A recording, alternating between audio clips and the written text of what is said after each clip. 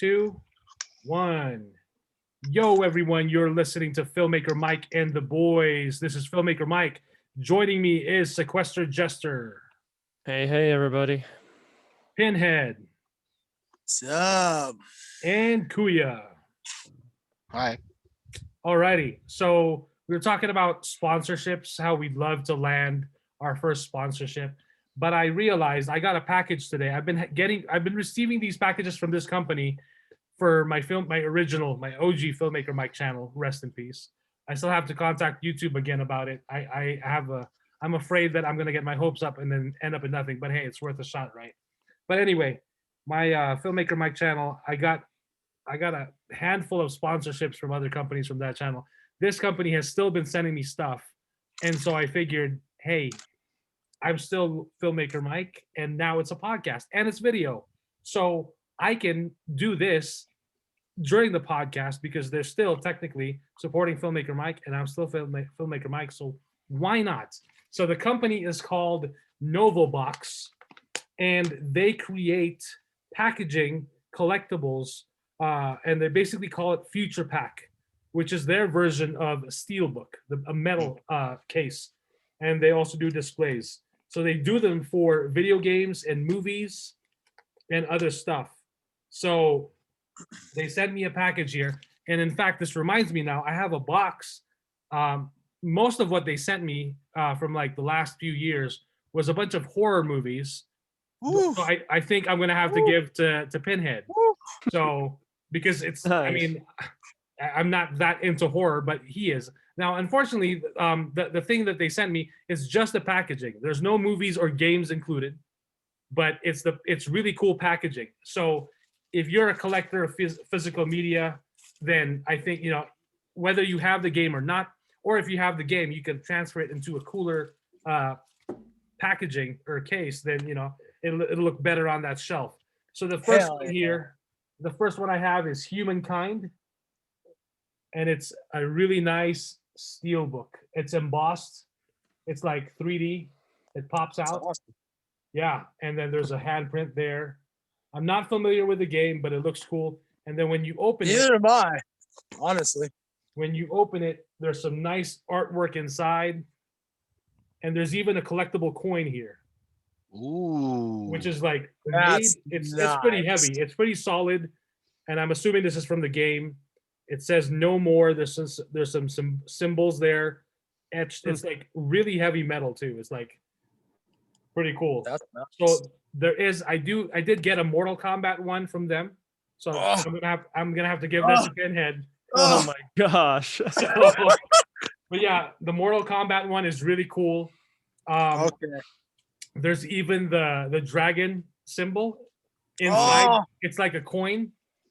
The reason why I liked it was like it's more like the initials. It's got my initials, MK. So I'm like, yeah, that's my like Michael Kors. Fuck Michael Kors. That's my fucking name. And my mom too. My mom's name is Malou, and of course, when my last name is K, she loves Michael Kors because she thinks that's her name too. Like, you know. So anyway, the next one, they're all wrapped up in plastic and like this tissue.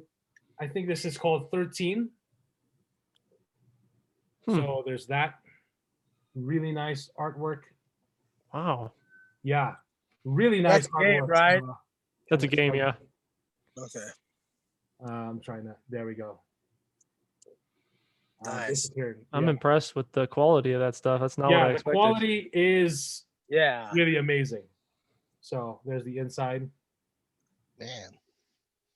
Yeah. People actually buy like stuff like that to make their games look better and shit. Yeah, I mean, when you look at video games with the collector's editions, there's always a metal steelbook case, you know. What was the name of the company again? Novobox. Novobox. And these are called Future Pack. That's their so you can check the website.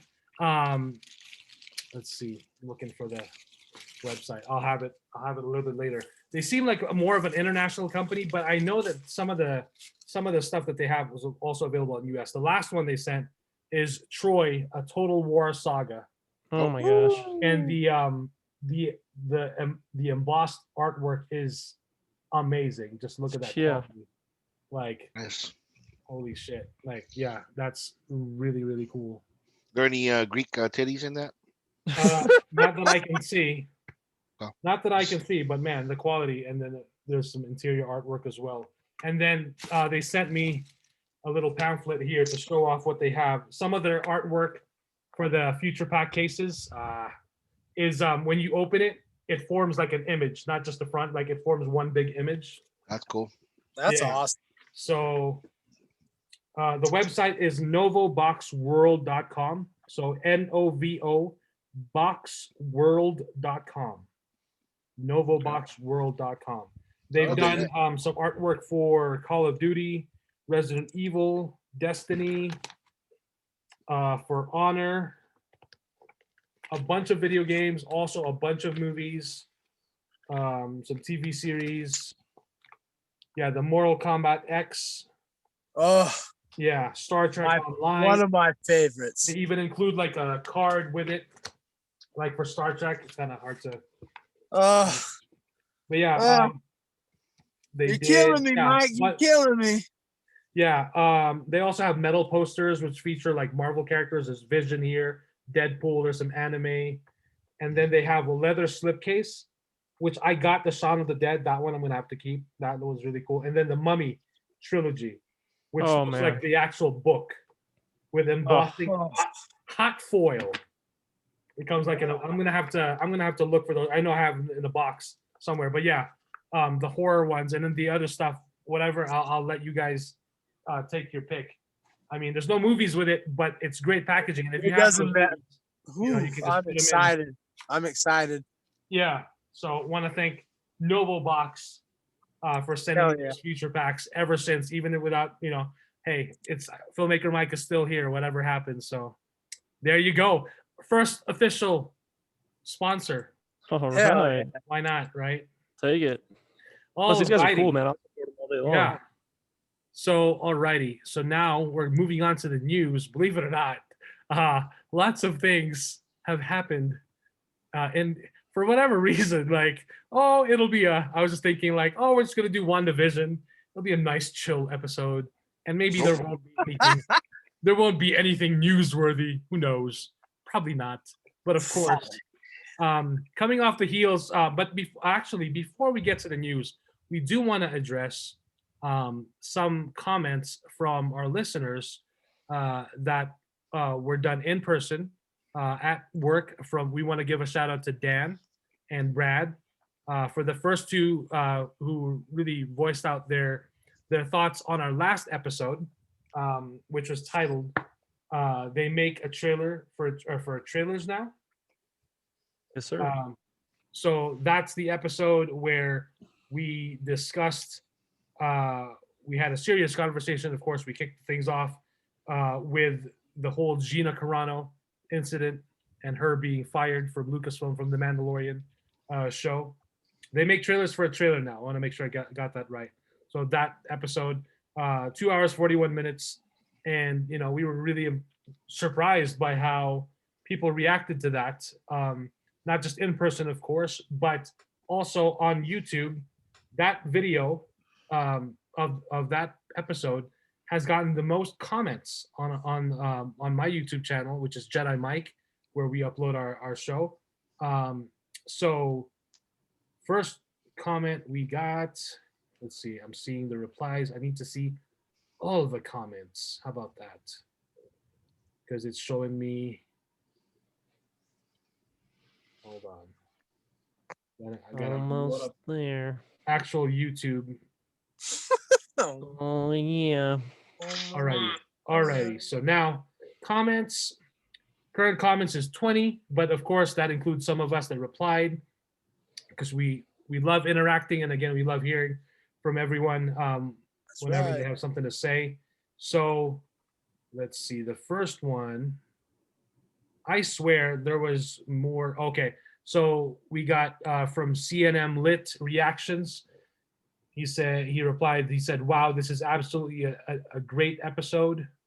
And so, of course, I replied and I said, thank you. And he said, I watched this absolutely freaking amazing podcast live stream. The live stream too had the live stream too had had its hilarious moments.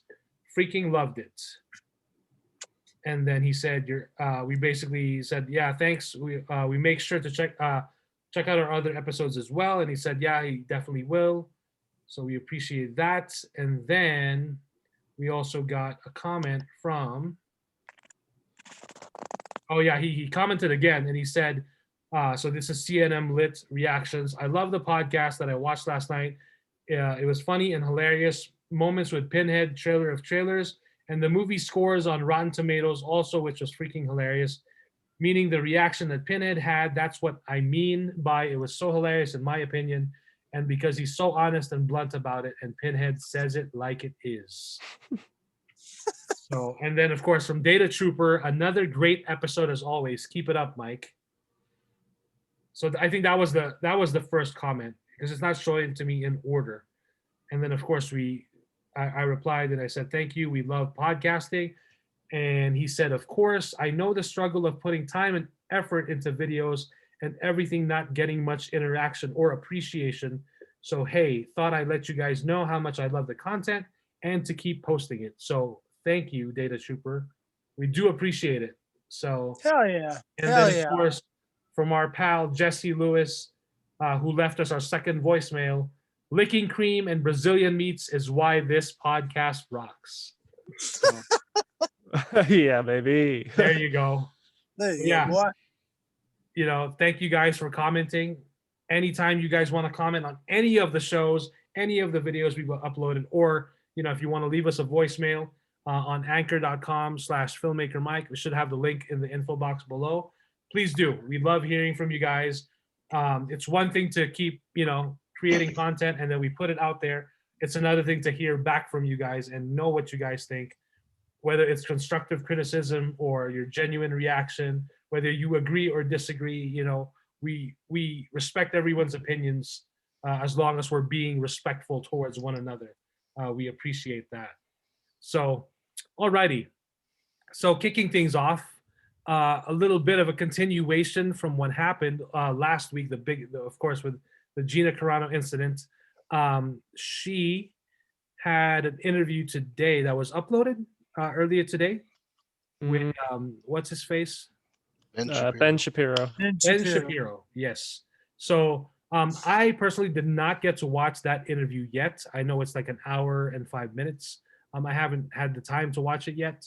But I did see an article from entertainmentweekly.com, and the title of it is Gina Carano addresses the Mandalorian firing, praises Pedro Pascal in new interview. There's so much love there. And that's a quote within the interview. This is written by Rosie Cordero, published today, February 21st, 4:24 p.m. Eastern Standard Time. And of course, the video of that interview with Ben Shapiro is in this article because that's what this article is referring to. So, of course, it says here, Gina Carano has nothing but words of support for former The Mandalorian co-star Pedro Pascal, even though she says he's done, quote, some hurtful things, unquote. In a new interview with the Ben Shapiro show, the conservative actress spoke about being fired by Lucasfilm from the series earlier this month after sharing multiple controversial social media posts that sparked the hashtag #FireGinaCarano movement. The post that proved to be at the end of the line for Carano likened being a right-wing conservative to being Jewish during the Holocaust. It has since been deleted. In the wake of the news, fans called out Disney for not firing Pascal, who also invoked the Holocaust in a 2018 tweet where he compared undocumented children being confined in cages to Jews being locked away in concentration camps. Quote, I adore Pedro. I adore him. I know he's said and done some hurtful things. I don't think posting anybody's number on social media is okay, she said, referring to the actor sharing Senator Ted Cruz's publicly listed office phone number on Twitter in early January. Quote, but we had an agreement after we realized we were a little bit politically different. We had an agreement that, first and foremost, you're a human being and you're my friend first. End quote. Carano felt that both Democrats and Republicans were, quote, trying to drag them apart, end quote, because both are so passionate about their individual beliefs. Quote, "That's what's been really crazy," she adds. "You see these people on one side being so passionate, and you see people on the opposing side being so passionate. I just love that we're both passionate. We think a little bit differently. I think through our different experiences, I know that we both have misstepped on our tweets. We're not perfect. We're human beings, but he's not a bad human being. He's a sweet person." So that's just a little bit from that. There's much more, but I do want to hear from you guys. Jester, I know you did. You watch the entire interview? I did actually. As did I. Um, it was quite it was quite interesting. It's not the perspective from her that I was thinking.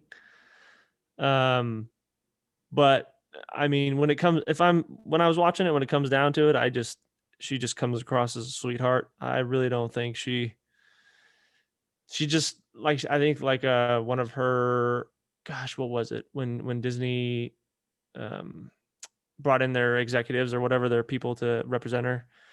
They're like, yeah, you stepped in a land, or no, it was the LGBT like leaders or something like that she was talking to.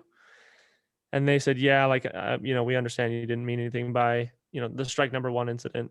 And, it's just, you just got caught in a difficult situation and people are out for blood for you and blah, blah, blah, blah. But, I mean, just to like kind of cut this short, I feel horrible about like how everything went down with her, and just makes me really sad. And this interview is really, really good. I think that everybody, even if you disagree with her or even if you don't like Ben Shapiro, like, I get it, I understand, but it gives you the other side. It's really important to pay attention to both sides and make a definitive answer for yourself. And I I think that Carano's side might change your mind just a wee bit. Because the thing is that I can't say about most of the other people that have come out with apologies, is that she's coming across really genuine, and I can feel it when I'm watching it. Um, so that's all I'll say about that, and then I'll So, pass it on. question about that Yeah. that interview. Did she at any point in the interview apologize for what she posted? She apologized for the on the last. I'm gonna try to choose my words really carefully because I don't want to ruin what she says. She apologizes for, I'm going to use quotations here, making light of the Jewish genocide with that last post, right? Yeah. After she had saw the reaction from Jewish people and how they felt about it, she understood that it was wrong to use that point as an argument for what she was trying to ask questions about, right? Okay. She apologized for that.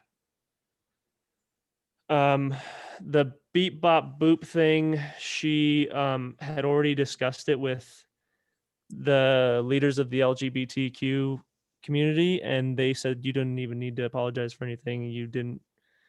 As we're sitting here zooming with you over the call, we see that you didn't mean anything harmful about that, so there's no need.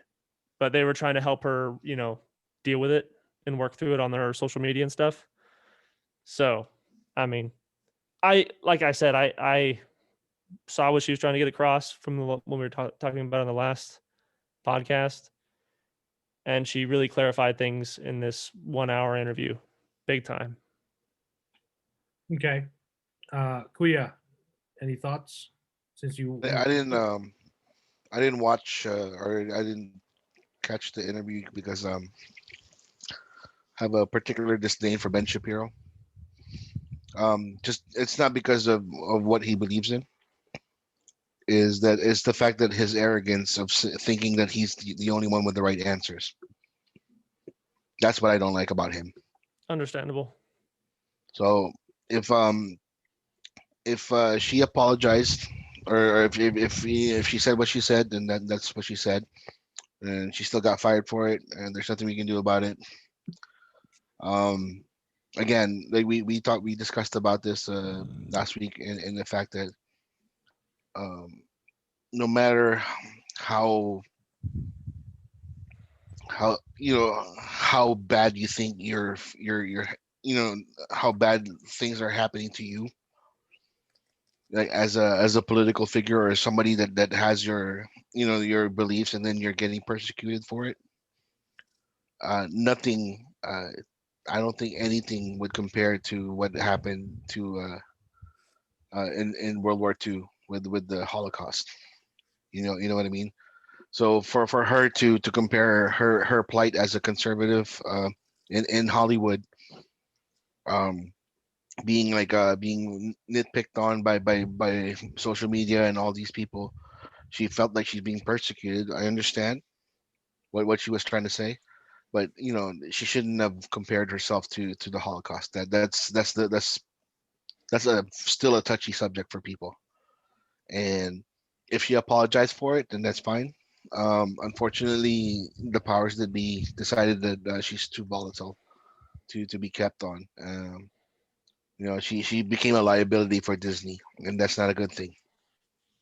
Like you said, like you mentioned last week, Mike, right? If there's that word um, that if the CEOs use that word, that means you're pretty much done. Abhorrent. Yeah. Yeah, For the guy that works in PR on Twitter, he mentioned like when they use the word abhorrent, yeah, someone high up there really was unhappy about what she was mhm, doing, and that's basically using that word in PR in a statement is a death sentence yeah. for whoever that's directed towards to. So And for their and that's career, the yeah, for their and career. that's the thing. What I say, what I feel about it. You can have your beliefs, you can have your what you think of politically, what you think of in the social aspect of things in politics.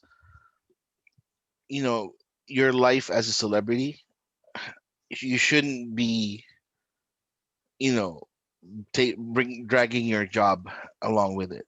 You know what I mean? Like you're a cast member on a show dedicated for children, and then the Mandalorian is actually for kids, right? I mean, just because of it's a show by Disney. If um if you put your thoughts into that, which Pedro Pascal did, and he apologized for it, and everything was good, and she apologized for it, and that's fine. But Pedro Pascal stopped like being so political on certain things, in that sense. And she kept posting stuff about anti-masking, and things that are not um what you're supposed to be as a somebody that's should be an example for children, or anything like that. Jester said that, like, how he felt about the mask last week was how he felt, but he still followed suit because of the fact that that's what the way it is. He doesn't understand, like, all the the big deal is and everything.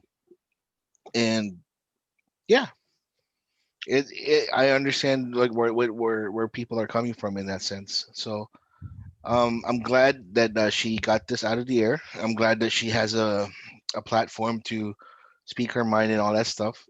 Unfortunately, it is Ben Shapiro, and I unfortunately I can't stand that bastard. So I really hope that the interview went well. I'll probably just read whatever the notes are and everything, and I'll see what what she had to say about things. Alrighty. Um, Okay, yeah. Pinhead. So I wasn't. we're here now, so I wasn't gonna go down this road, but we're here now, so we got to talk about it. I will say previously in the last episode, I wasn't going to talk about the white woman during Black History Month, and we really shouldn't be talking about it, but it's inevitable now, so we're going to talk about it. Okay, just to clarify, you watched the interview, right? Yes, I did. I watched every 1 hour and 5 minutes of it, even when Buddy Boy Ben Shapiro wouldn't stop selling. That got on my nerves real quick. But that's a discussion for another day. We're being serious right now, and we're talking about Gina Carano. We're talking about this issue. So I'm going to be very brief, but I'm going to talk about certain points here. So let's get it out in the room. Right now, there's 3 minorities on this podcast. Correct. Yep. And 1 white man. And we're going to get down that line. And I have to bring that up because we're talking about the Holocaust. This is how we got here. We're getting into really deep topics. So I'm going to ask Jester a question. Shoot. What did you get out of that interview? Because we're the only 2 people that on this podcast that have actually watched the whole thing and went through it and can actually talk about it in context and what she said. So what did you get out of it? And then I will discuss what I got out of it and we'll end it there. Okay. I got her full unbiased side of the situation. And I got some clarifying understanding that showbiz and Hollywood and all those people over there are quite ruthless and brutal, and unfortunately at this time very one-sided, and they go with the flow. They go where the money's at. And I get it, you got to run a business, but it sucks. And I guess I'll leave it at that. Okay, so okay. Last week I was very angry, Mm-hmm. and I was very angry because we talked about this, and I was like, well, we don't need to talk about the white woman during Black History Month, but now we do have to talk about this because now we have to get into critical things here. We're talking about anti-Semitism. That's what got her fired. Mm-hmm. Correct? Correct. That's the narrative. That's what got her fired. So I don't want to go too far into it, but I understand where we're going here, but first off, I'll say this. And I hate Ben Shapiro. I think he's a disgusting goblin of a human being. He's disgusting because he's taking advantage of this, not for nothing. And let's not, we'll put that out there, and you can maybe judge her for that, but she's having her first interview with a conservative Jewish man, because a lot of people don't like to mention that. Ben Shapiro is a Jewish man. That's why he wears that yarmulke through the interviews, and it pisses people off. They don't like it, but they won't talk about that. That's a subject for another day. What I'm saying is, I don't like Ben Shapiro either, because he's an absolute goblin of a human being, and he said some stuff that he should have his teeth busted out in a couple of punches. However, to be educated on these topics, these very serious, deep, dark topics that we are talking about, you have to go to both sides. I don't care who you are.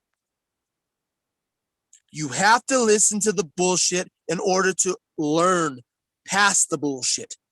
You cannot say that you are an educated person if you're just, oh, I'm a liberal Democrat, or I'm a conservative Republican. If you stay in those boxes, you're idiots. I'm sorry, but that's all there is to it. You're uneducated idiots because you only want to stay in your box. We have to, no matter how, because I canceled my Netflix because I had to go through the uncomfortable shit of watching cuties. And I will not support a company that promotes jailbait. We have to look at these dirty, disgusting narratives, even if we don't like Ben Shapiro, because I can't stand Ben Shapiro and I can't stand that narrative. However, we have to listen to what they're saying. So we go with that. Now we understand where we're at.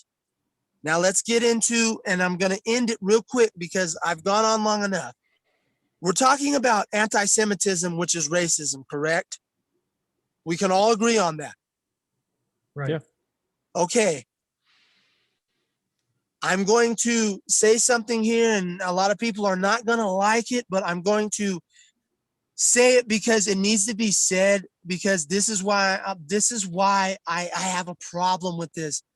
We need to talk about this on Black History Month, and I'm advocating for it. That's why I advocate for Malcolm and Marie and Judas and the Black Messiah. My father was a Black man who worked in the business. And if you want, and I'm not going to get in depth, and if you want to know, you can do the research. He worked in the business and he faced racism. I'm sure he did, because he worked during the time where Negroes, you were seen, not heard, unless you had really good talent. So I'm going to tell you right now, I know what racism is because I faced it when I was a young child, because of the history. Because we can break it down, and we're getting into the Holocaust. We can talk about what they did to biracial children during slavery times, if you look into it. I faced racism. I actually faced racism. There was a time where when I was in 3rd grade, I had to walk with these white kids, and they pretended to be my friend, and they knew that I had that blood in me, and they beat the shit out of me before we got to school. They scalped my head. They didn't scalp me, but they shaved my fucking head, and they threw me into the middle of the fucking railroad tracks. They beat the shit out of me because of that fact, because of racism. So I know what racism is. So we're going to end it right here, and I'm not going to get any further, but I know what racism is because I've heard it. I've heard those words, the half N word, not, the hard R. I was even called the abomination. Because if you look into your history, people like me got thrown into a fucking basket into a river, and we were pushed aside, and that was the end of it. And our fathers were killed because they were Black men. They were hung and lynched. And our mothers, if they survived, white women, they got the shit beat out of them. So they never did it again. And they probably got castrated, so they never had children. So I know what racism is. I understand it. And when you watch this video, when you listen to what she is talking about, I'm not defending her. She should have shut the fuck up. You should have known better. Gina, baby girl, you should have known better. And this is for all you. This is why a lot of us don't like you Hollywood people out here, because you don't know on both sides. This is why we don't like you, us normal people. This is why we have podcasts like this discussing these topics, because you Hollywood people, most of the time, don't know when to shut the fuck up and just make the art, as you call it, right? Right? So learn from this. Shut the fuck up. That being said, I saw someone who was genuinely destroyed. I watched this woman talk, and I don't care about Ben Shapiro. She's making bad decisions right now. I'll tell you that right now. Aligning with that scumbag, that's where she's fucking up. But the interview that she had with Ben Shapiro, because Ben Shapiro listened, because he knows, whether you like him or not, as a Jewish man, he even mentions it. He checked her in the interview as it started. It wasn't, but he checked her and said, you do understand, like subtle, so much, like it's a sensitive topic to the Jewish community, because it's a nasty part of history. You understand that, right? He checked her. And then they went into the interview, and we actually saw the human being. And when we saw the human being, okay, when we saw the human being, it started to change people. It changed my mind because I wanted to bash her teeth in, and I don't like. She changed my mind a little bit because we saw the human being, and yes, she does apologize. She just doesn't apologize the way you guys want her to apologize or the way Pedro Pascal may have. But she does apologize in the interview, and that's why I said I don't care what any side that you're on, because like I said, I'm not a conservative. I hate conservatives. They make me sick.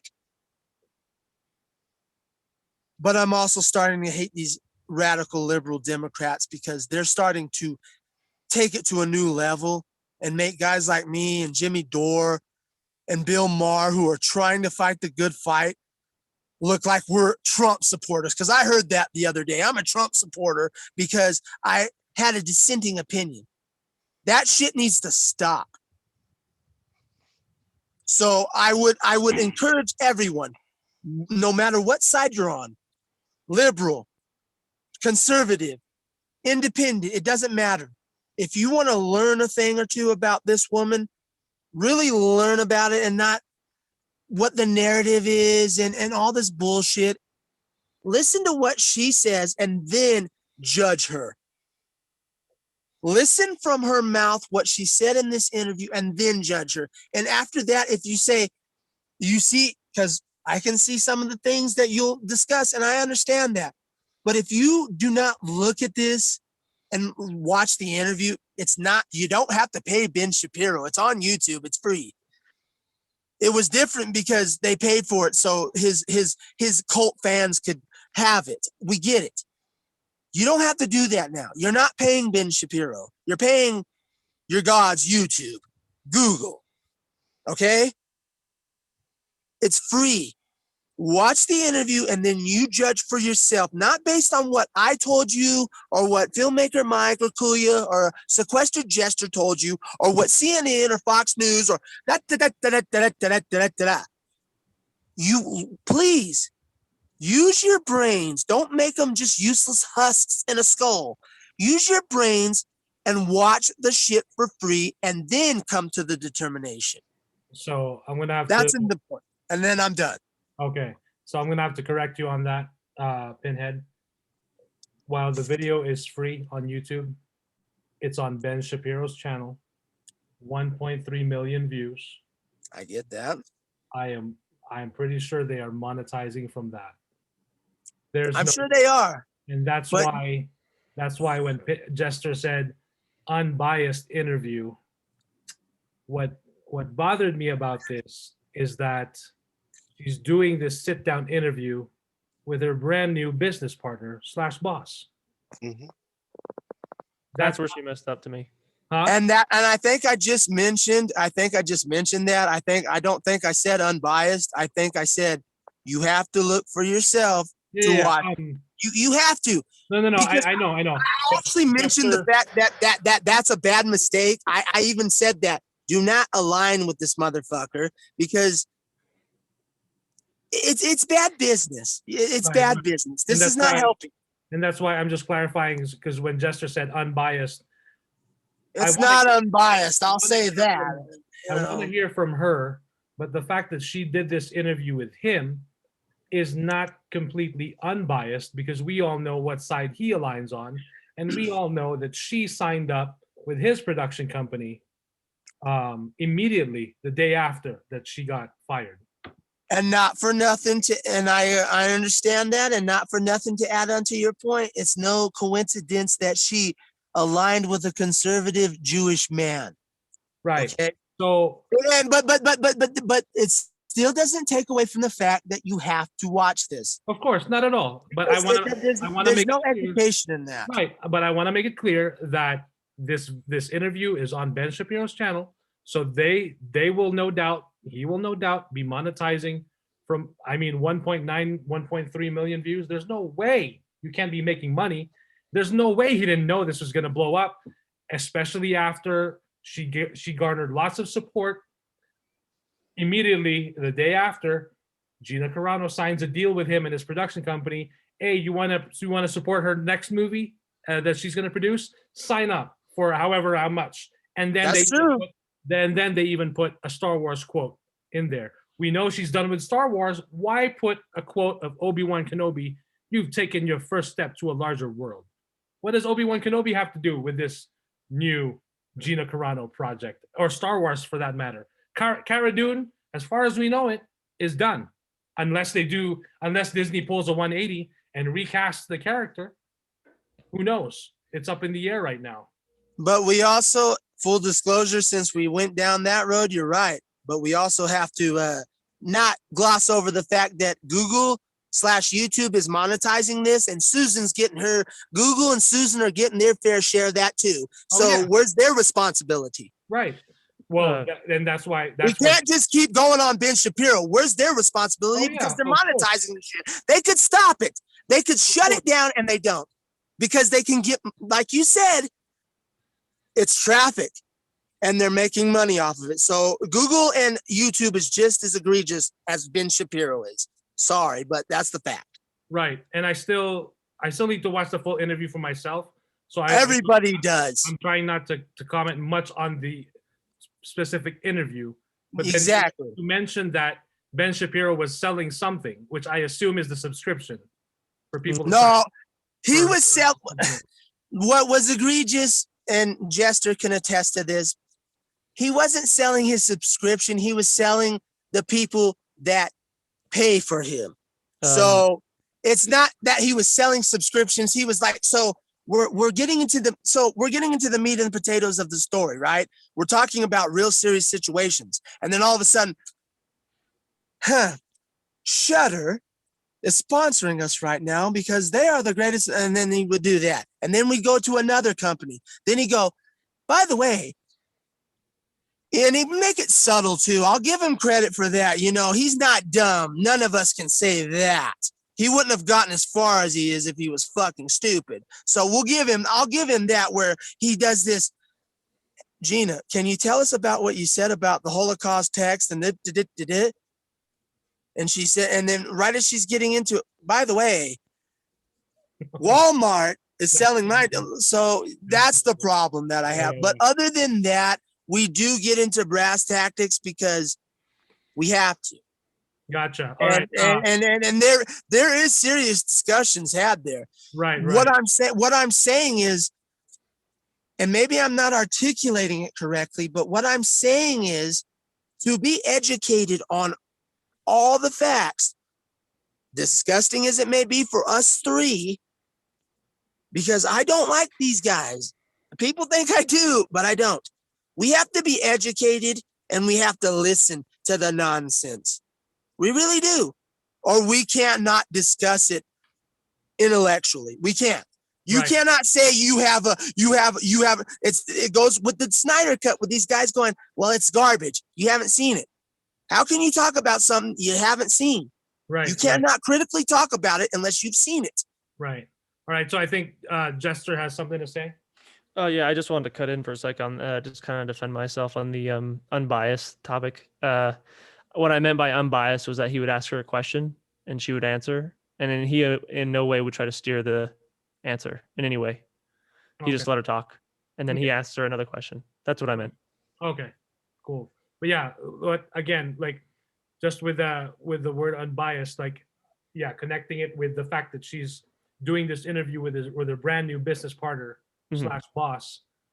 That's, to me, that's biased. I mean, I would have preferred to see someone interview her but then again, it's hard now. Like, you can't have her on ABC because that's PBS. a company. PBS is non-biased because it's hell no. There you go. You know? She should have been on this show to talk to us. And I'm not being funny. She should have been on, at the very least, maybe a Joe Rogan, but we go there. But she should have been on a podcast where no bullshit is there. And because, like, what you say about Joe Rogan, you can say whatever you want. He don't give a fuck. He don't give a fuck about your conservative, and he don't give a fuck about your Democrat. He wants to hear the brass roots truth. Right. So she should have done that. That's where, and that's what I said in the beginning. I think I did. I mean, if I did, I'm saying it now. That's where she fucked up. aligning with Ben Shapiro. That's where she fucked up. If she really wanted to get her story out there and really wanted us to feel what we felt, what me and Jester felt, you would have done it on a mass audience like a Joe Rogan. Hell, do Michael Rosenbaum's podcast. Do anything but Ben Shapiro where it absolutely looks biased. Because you're not proving your point there.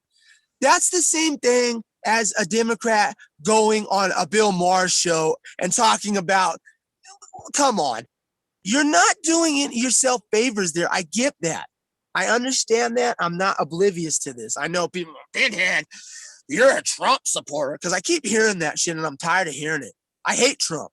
I think he's a piece of garbage. I remember you telling me last year, like, you wouldn't stop getting bombarded in your email inbox. Yeah, I'm like, are you kidding me?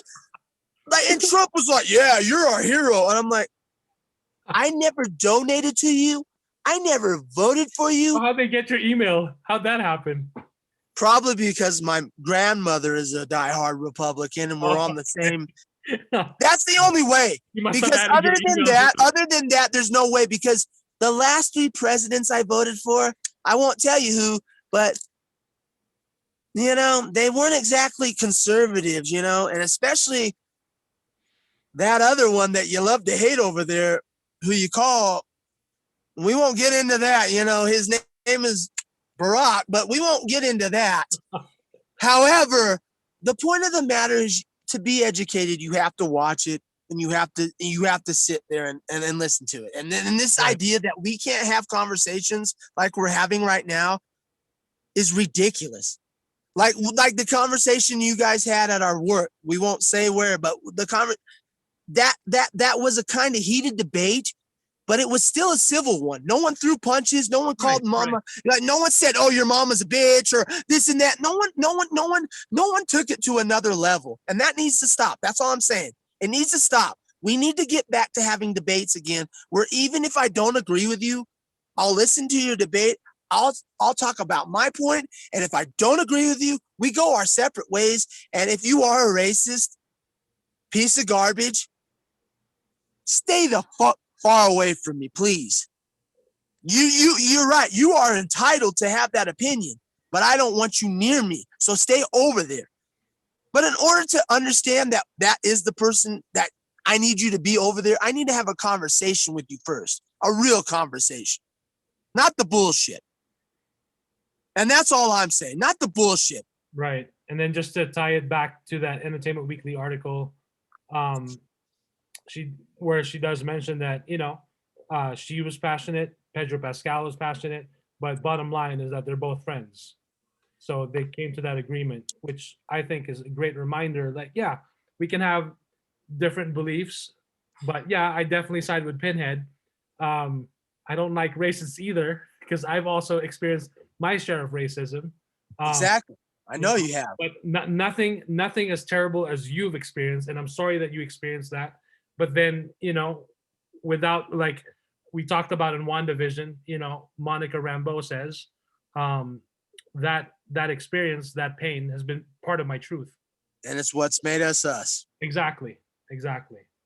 So, all right, we're gonna end that topic now. Please do, because my heart's and I think we had another good discussion. Hey, that's another. No, it was a great discussion. I loved it, and it's just. And I will watch the interview. I just haven't had time today. It's been quite a busy weekend, but I will. Mike, I will. Can I say one more thing before we move on to the next topic? Okay. Fuck Ben Shapiro. Okay. I'll agree. Fuck Ben Shapiro. So. Yeah. Alrighty. So we're still gonna talk about Star Wars. Oh shit! The Space Wizards. Boing. Now, this is for. Hey, is that Jester's like nuts like fucking filling up with jizz right now? I just hit the bottom of the table with it. Sorry. Oh man. So this is from IGN.com. The title of this article: Rian Johnson's Star Wars trilogy is reportedly still in the works. So great news for all you Last Jedi lovers, your mother lovers. You're gonna get more. Well, Well, That's- not more of that, but hey, we I hope. could get a I- scene. We could get a I scene. truly hope he tackles Darth Plagueis, Darth Revan, And then and all of the little fan favorites the in all in apprentice- one. the apprentice comes to Darth Plagueis and says, "Master, please train me." And then he takes the lightsaber and he says, like, "Fuck no." And then we skip to the end credits, written and directed by Rian Johnson. There you go. Best Star Wars ever. Um, All I right. think I, It says here, Rian Poor Johnson Chester. has reportedly confirmed that his Star Wars trilogy is still happening, though there aren't any set dates or timelines for the project. The filmmaker who directed Star Wars: The Last Jedi, the middle chapter, as if we didn't know, of the Star Wars The sequel, middle chapter. recently sat down. Huh? What was that? Like the middle chapter. Yeah. So he recently sat down for an interview with author Soraya Wilson, who subsequently confirmed on Twitter that Johnson's previously announced Star Wars trilogy is still in the works. Wilson said it has no dates or timelines because Johnson has other projects going on, but it is happening. So that's a quote. So her tweet is, "I'm just going to post this now because I can see that I'm going to get a lot of requests. Yes, comma, Ryan's Star Wars trilogy is still on. No dates or timelines because he has other projects going on, but it is happening. All caps, that is all I know about it. Smiley face emoji ×3. Now, I'm surprised that she thought that she could just release this information without getting any sort of clearance from Disney. Or maybe she just thought, I guess she cleared it with Rian Johnson and said, she cleared it with her old buddy RJ and said, is this cool? Am I not going to get sued? Am I not going to get like those laser lasers like pointed at my forehead if I tweet this from Disney Brass? And I guess it's okay.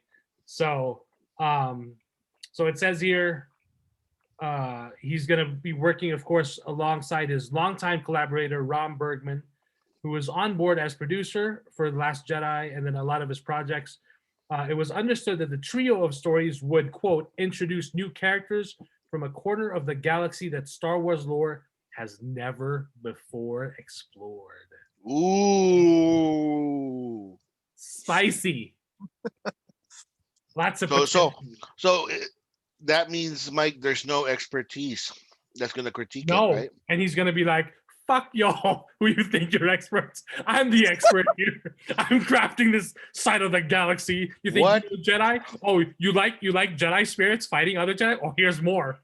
He's gonna come out of the shadows and say, "Sit down, Jester, and be quiet." Yeah. well, Dude, what a hold master! on. What You a like master Boba Fett? stroke! You thought Boba Fett was a Mandalorian? Well, guess what? Jango Fett's father wasn't a Mandalorian. Oh, come on. Can I defend myself at least a little bit? Yeah, let him. What a master stroke by Rian Johnson!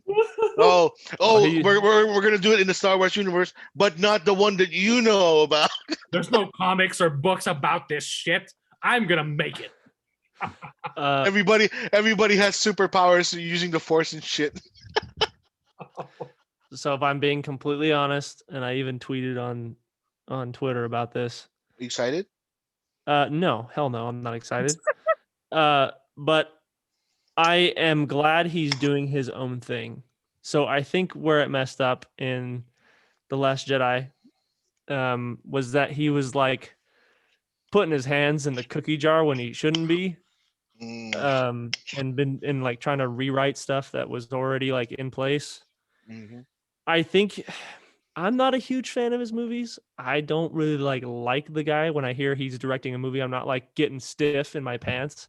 It's just like whatever to me. So I'm glad that he's literally doing his own thing, and he has the free reign to do with whatever. Now I hope he sees that book of like, you know, things that are important to make sure that you don't rewrite or touch. But I know with a dude, he can't help himself. So all I'm saying is that I'm glad he's doing his own thing, and I hope it turns out to be good. And that's it. That's all I'll say. I will say, I didn't like The Last Jedi, but not because of Rian Johnson. I fell asleep a bunch of times when I watched it. But I will say, Rian Johnson's Looper is fantastic. It's one of my favorite sci-fi films of all time. So I don't where I don't like The Last Jedi, and I think it's a flaming bag of dog shit. Because and this isn't coming from a Space Wizard Star Wars fan. I understand why those fans are angry. I don't like it because I was bored to tears. I expect you to do better, Johnson, next time. Don't bore me to tears. Because your last two films, The Last Jedi and Knives Out, that bored me to tears, and I'm tired of it. What? You're better than this. You didn't He's like better Forge? than this. You didn't like Space Nuns? Cleaning after No. Luke Skywalker? No. The I Rey? fell my friend literally like nudged me and was like, wake the What? fuck up, dude. So hold up. What about that throne room fight scene with Kylo Ren and Rey? That's where I was up, and that was fantastic. Like Yeah. those were I will agree with you. That throne room scene, I was like, I'm up now. Whoa, this is This is awesome. Star Wars. And then we went back, and I because my friend loved the friend that I was with, who's a listener of the show, by the way. He loved it, especially that end where Luke did his shit. You know, we all saw it. We don't need the spoiler shit where Luke did his shit and he, you know. So I wish I had that same enthusiasm, but I fell asleep too many times. It has nothing to do with the lore because I don't know anything about Star Wars except for the episode 4, 5, and 6. That's my knowledge of the Space Wizards. That's my knowledge. Jar Binks. Yeah, that's true, but I don't want to admit that, so we'll move on. We'll move on. What about midi-chlorians? Hey, I don't want to talk about it. it's in the Mandalorian now. M count, baby. And I will say, now that we're on the subject, Revenge of the Sith is fucking fantastic. It's one of my. Fuck yeah. It's right yeah, up there baby. with Empire, buddy. Dude, there are so many. So the generation that grew up with the prequels, there are so many memes right now where they're like, Revenge of the Sith is their empire. Oh yeah. I could see it. I could see it because it Yeah. is. It's fantastic. Right. And I might on any given Sunday, I might bump Empire out for that. Right. But I'm not the die. I'm not the die. Oh, I know. I'm not the diehard Space Wizards fan. So you know. Hey, I agree with you though on that, Pinhead. I agree. Space Wizards like Harold Potter. Holy shit, dude. Nah. We need to make T-shirts. You know. Alrighty. So moving on. No. Wait. ahead. Me. When Jester said that like Rian Johnson's hand was in the cookie jar, I really don't think that's a good analogy. It's more of like there's this like chicken soup that everybody loves. He pissed in it? Yeah. Okay, that's about No, it. and I mean, it's he put a little bit more extra, a little bit more extra hot sauce to make it spicy a little bit. Yeah, And sure. fucking like half the people hated it and half the people was like, oh my god. Why is this spicy? See? That's what it is. If y'all watch TikTok, Put you know what I mean? Tapatio in the spicy ramen. That caught me off guard. I'm sorry, Mike. That was No, hilarious. but that's the thing, at this point, like he has carte blanche on what he's gonna do. Yeah, he has like all these like so-called experts, they can't say shit. So Yeah. again, I am looking forward to it. I was thoroughly entertained by the Last Jedi because I understood what he was trying to do, and not a whole lot of people can say that, but I understood where he was trying to, showcase the things that it's the Star Wars universe isn't just about the Skywalkers. It's about everything in the Star Wars universe. That's what he And said. you know what, Kuya? I Mm. could see where you're coming from, but Yeah, but you Dune was disagree. better. Dune Yeah. was better. I got you. You know. But again, that's what he was trying to do, and I a get lot it. of, I get it. and much like how people crucified Zack Snyder for being too smart for his audience. Woo. That's what I'm trying to think Ooh. about what Ryan Johnson is. Ooh, hot take, baby. I love it. It's I love it. I'm just saying, like, maybe The Last Jedi is a little too smart for the regular Star Wars fan. Oh, F off, dude. Are you serious? I'm Oh, just I don't know, but again, that's another discussion somewhere else. Oh shit. So next topic. That's a discussion for another day. Is like I like to say. Yeah. You know what needs to yeah. happen? We need to have our commentary for the sequel trilogy, but we gotta move on. I feel like we gotta start with the original trilogy first, and then the prequels, and then the sequels. And Oh, don't yeah. forget the drinking game, ladies and gentlemen, please. For Justice League. Yes, because All we're right. gonna have a time with that one. I promise you that. Oh yeah, breaking news. That's coming up. That's a little tease. Yeah, I Mhm. didn't. That's why I didn't go full blown because that's just Or- a tease. As Diana said, something is coming, or Bruce Wayne says to Diana, something's coming. And then Diana says, no, it's already here. So, all right, more Star Wars news. Oh God! This is from Space Wizards. I mean, Space Wizards. Yeah, Space Wizards. From that one show at animated series Rebels. This is from CBR.com. Report. The title says Star Wars casts Aladdin's Mena Massoud as live-action Ezra Bridger. So this was posted 2 days ago. Mena Massoud, best known for 2019's Aladdin, directed by Guy Ritchie, has reportedly been cast in the role of Ezra Bridger for the Star Wars character's live-action debut. Disney Plus may have found its Ezra Bridger for multiple live-action Star Wars shows on its roster, including Ahsoka. Massoud has not yet entered into an official agreement with Disney. Then why are you all saying they cast him? Y'all are fucking quick. Clickbait, dog. Wait, Clickbait. so the guy that's been tweeting about being Ezra Bridger, that's not him? No. No, I'm sure he was tweeting and teasing to get the attention of, wink, wink, nudge, nudge, nudge, Jon Favreau, Lucasfilm, Dave Filoni. Like, yo, what happened with my girl, with Rosario Dawson, with the Boss Logic Photoshop manipulation, and then later on ends up getting cast in the role. So I don't know. But they I said didn't it's see not the live. official, I didn't. though. I didn't see the live action Aladdin because I liked it. It was actually really good. Way better than the Beauty and the Beast live action. Because at least this one, there's some new songs and there's a new perspective from Jasmine. And just the That was I thought it cool. was well That done. was cool. yeah. Like Heard I, that. I didn't like it like you did, but it was far better than that piece of dog shit Lion King movie. Oh yeah, the Lion King. I heard That was Jasmine was dark. extra hot. Is that true? Oh man, who was extra? That's who should have been. I'm not an expert on the Space Wizards lore, but Naomi Scott should have been Ezra Bridger or Ezra Badger or whatever the fuck his name is. Naomi Scott. Oh my God, Pink Ranger from the Power Rangers. Oh, wait, she's the Pink Ranger. In Yep, in the new 2017, Power Rangers the movie. last Power Wait, Rangers. that's Jasmine. Yep. Yeah, that's Jasmine. Ooh. She's so hot. You better be So careful, I grew up- Kuya. She might be too young for you. No. I No. think she's 19. like 23. Or Can maybe. you check? Can you check Jester, please? But she's married to a football star, a soccer What's her star. name again? British, Naomi Scott. a British bloke. Let me see. Yeah, that Power Rangers film, 2017. I love that movie. Wait, so I just do want to too. clarify on your reading. Is that confirmed or not, or is this just some baloney? So it's not. But here's the thing. Here's the thing. Why I'm sharing it.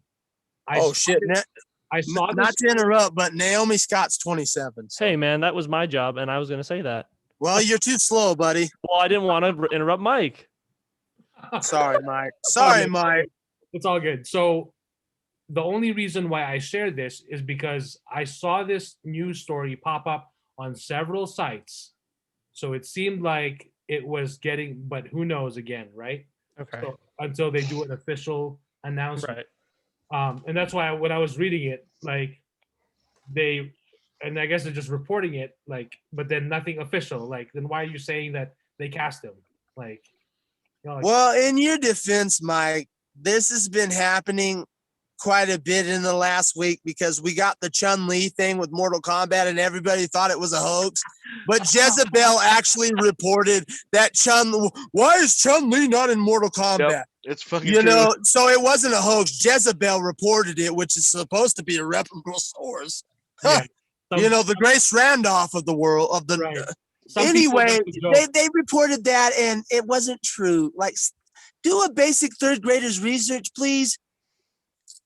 So Boss Logic did that poster of Chun-Li with the Mortal Kombat. And then of course another Photoshop of Jackie Chan dressed as Chun-Li Oh in that Jesus Mortal Christ! Kombat poster. So by the way, speaking of Mortal Kombat, I know Pinhead has expressed his reaction, but I want to get And thank you, not to interrupt, I know, but Yeah. thank you, by the way, to all of you, to Jester, Kuya, and Mike for spreading that wildfire on Twitter, because I got a lot of views for that. So You thank did? you. How many? Holy shit.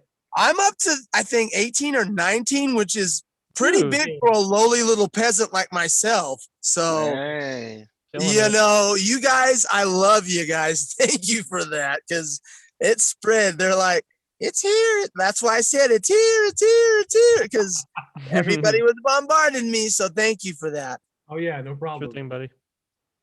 That's awesome. So So what did we think of the everyone trailer? Think of the Mortal Kombat trailer?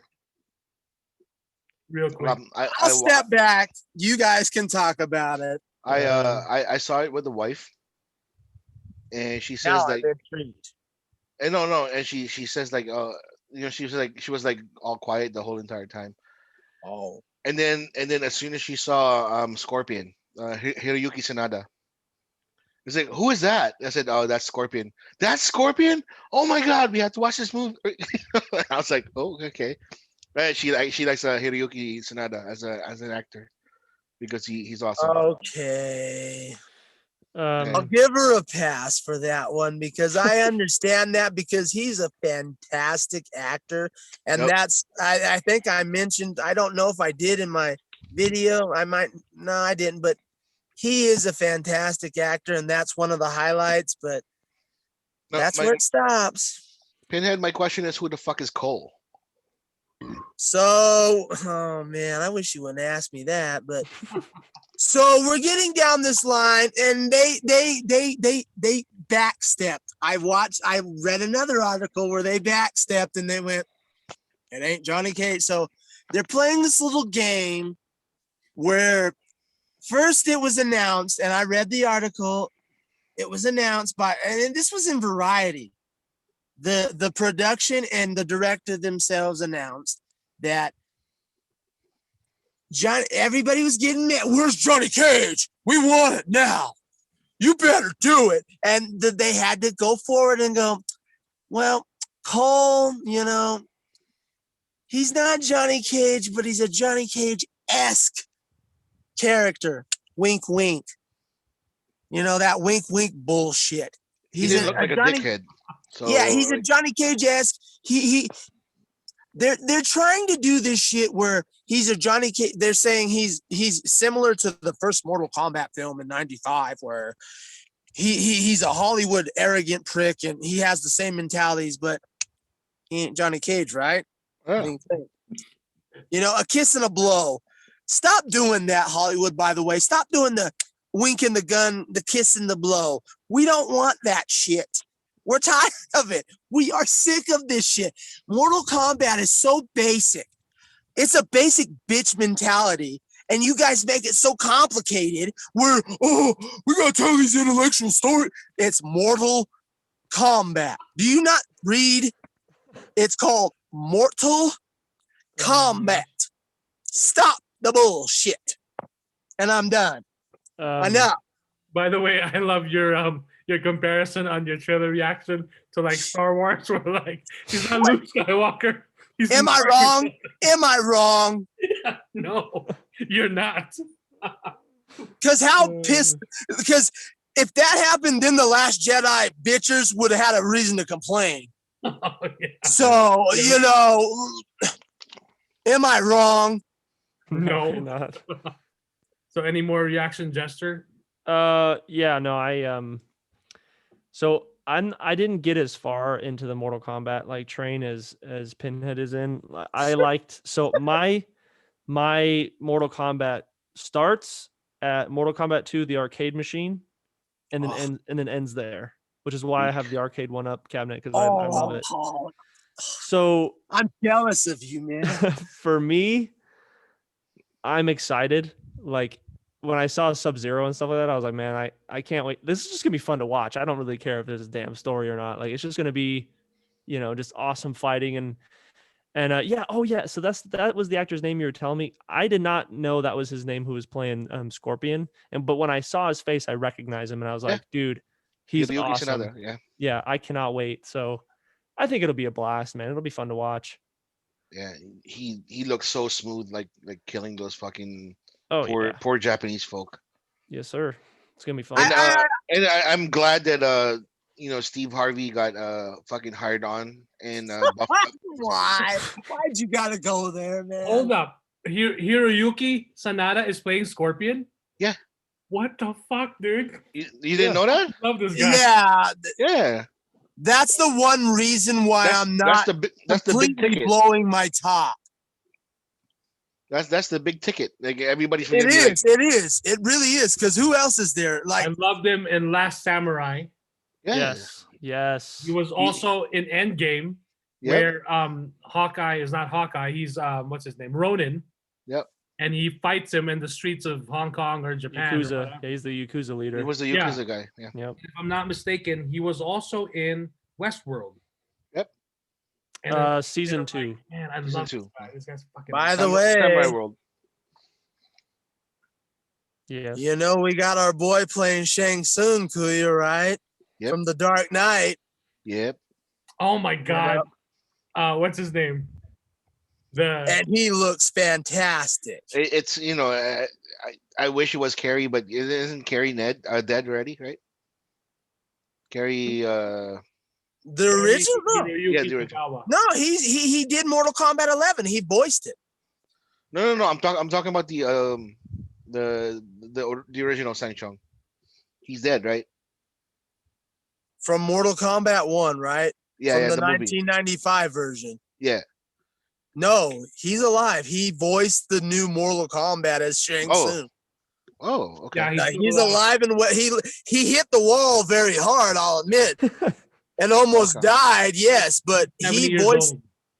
Okay, well, I kind of messed that up. I told my wife that he died. So no, he clarify that. Oh well, don't tell. It's a secret, but anyway, then he looks because people keep getting mad at me that you just hate it. Like, I don't hate everything about it. I think I've went over this in my video, but since we're on the podcast and you probably won't watch the video, I'll tell you this.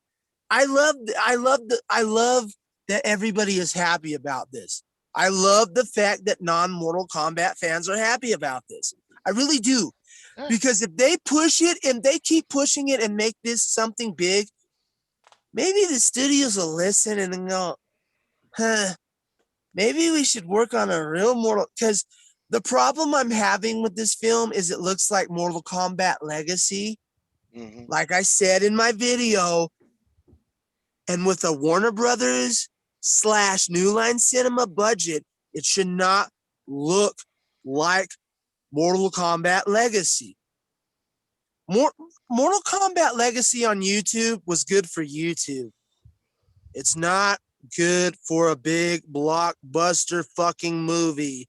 It's in IMAX. They showed that. Are you telling me you want people to slosh into IMAX to see 99-cent store bargain bin fucking, like, stop it. You're asking people to risk their lives pretty much, because we're still not completely out of the woods. We're getting close, but Rona's still breathing on her necks, and you want them to go to IMAX. On top of that, pay at the best $22 to see Family Dollar, graphics of Mortal Kombat. I'm not asking Marvel or DC budget, but I would like you to do more than fucking, Family Dollar, Dollar Tree, 99-cent store, Rayleigh's fucking, for those in Reno. Hey, Rayleigh's expensive. I know. Second save. But I'm trying to say, like, let's get that Whole Foods market out there for a budget, because that's even more expensive than Rayleigh's. Yeah. Way more. That's what Mortal Kombat deserves, not the Rayleigh's budget. They deserves a Whole Foods budget, where maybe this is overpriced garbage, but it's fun overpriced garbage, you know? Yeah. Right. We don't want to pay overpriced garbage for curdled milk.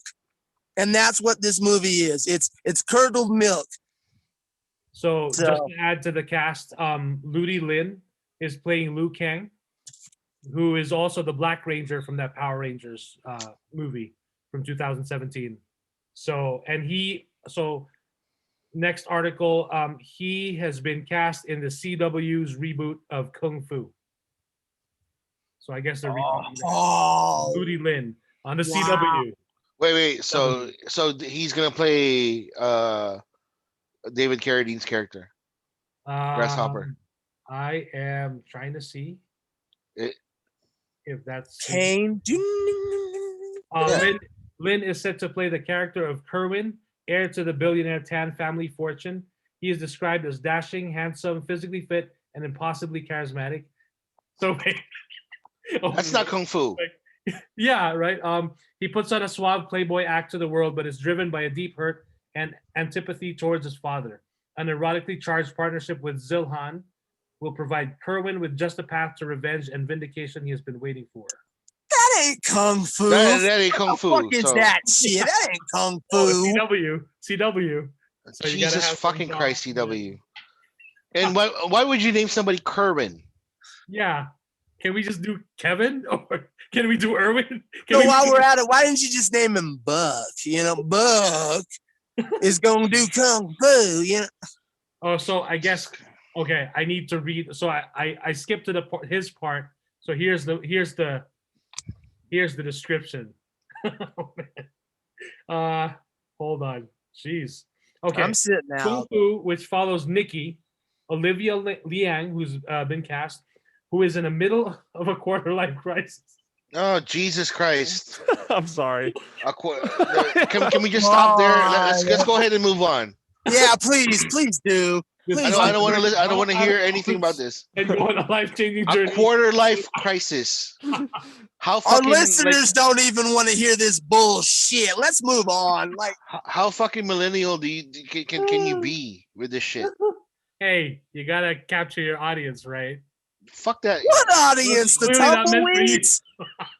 Jesus Oh Christ. boy. Fuck that bullshit. Let's move on, please. Alrighty. So it's like No, Julia, please don't give any more than. No, this it's crazy rich Asians meets fucking Enter the Dragon. That's what it is. why not? Fuck. It's not even that intelligent. Stop. Jeez. So we're gonna go from Mortal Kombat and Kung Fu Quarter life crisis. to wrestling. Pinhead has something to get off of his chest. Oh, So go ahead. okay.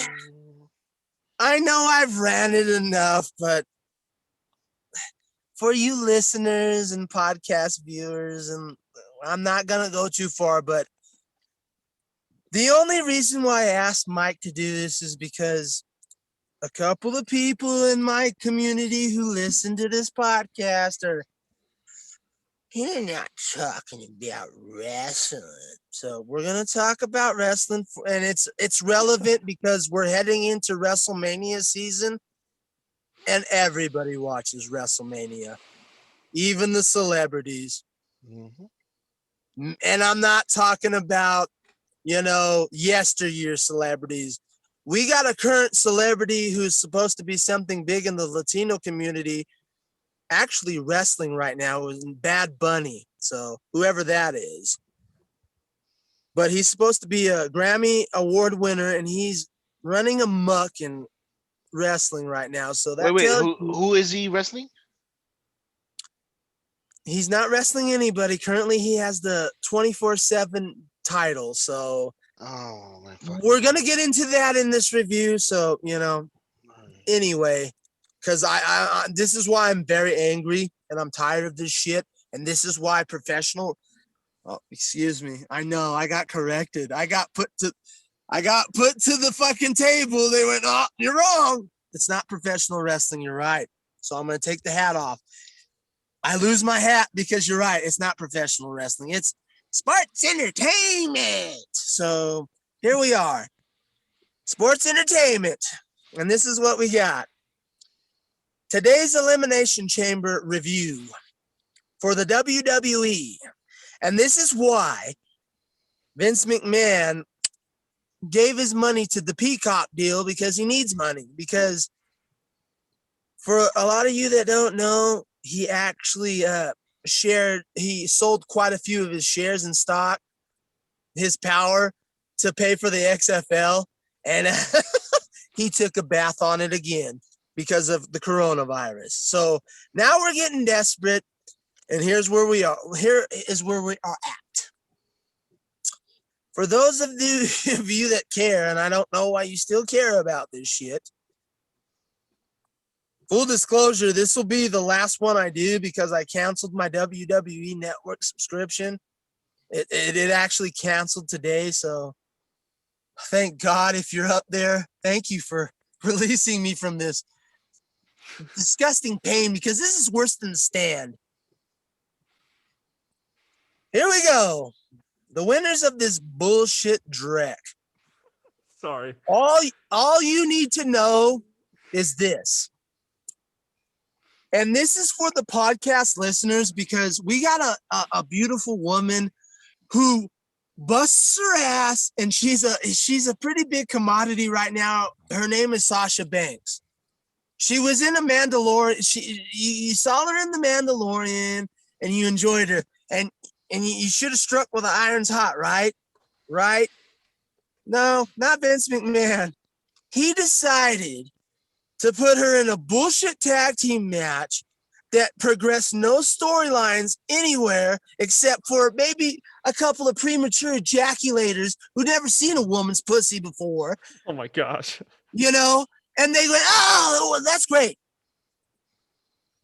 That's a problem, because it completely eradicates everything that Sasha Banks has done.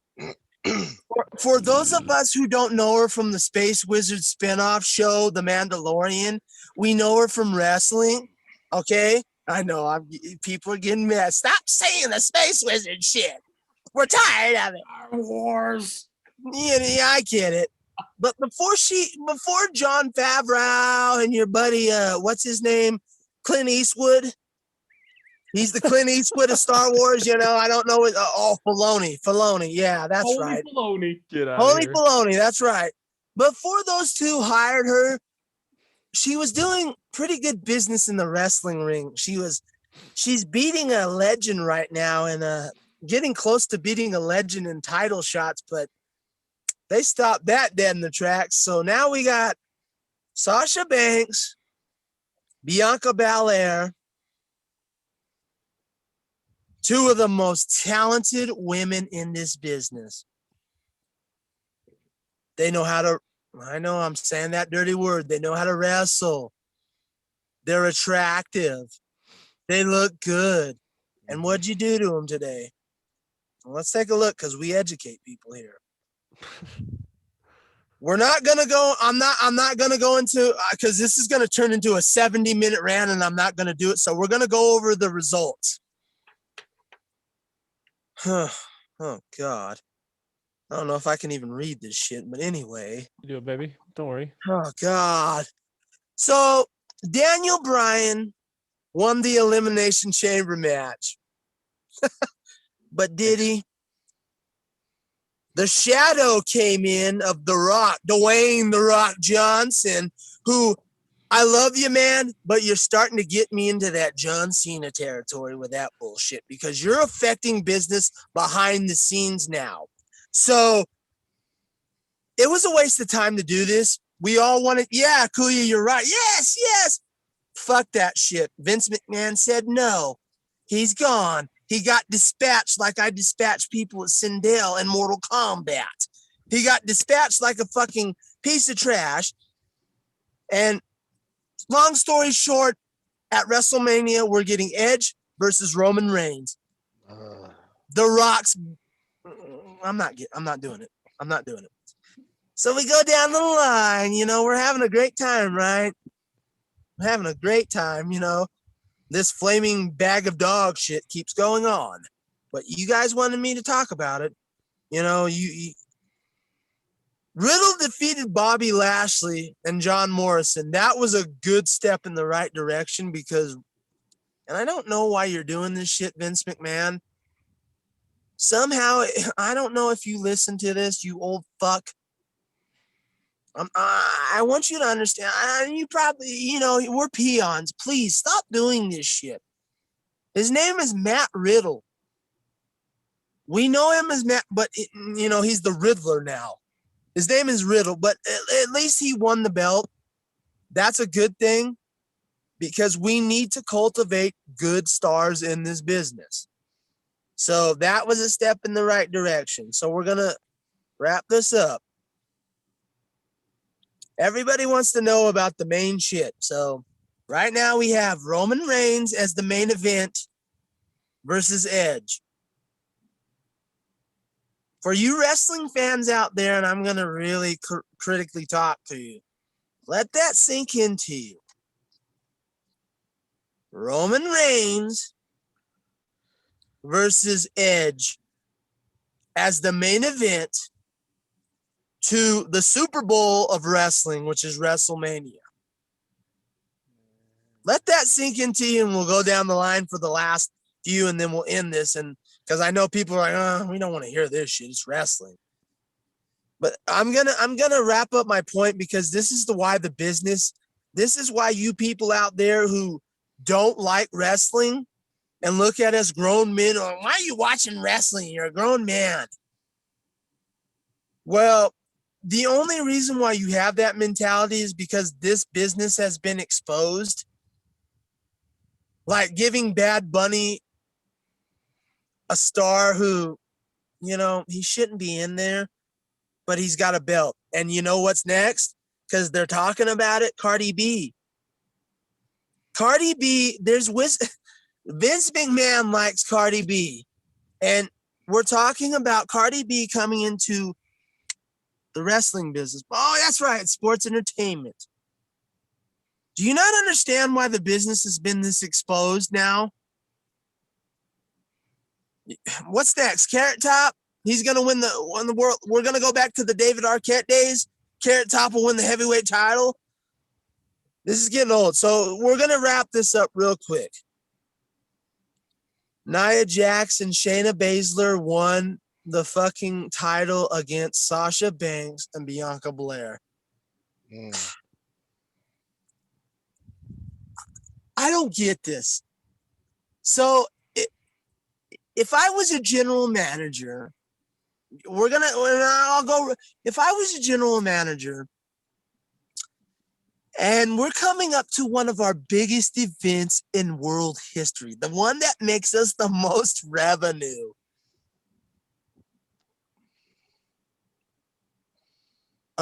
Two mediocre ho-hum bitches are the tag team champions going into that big event.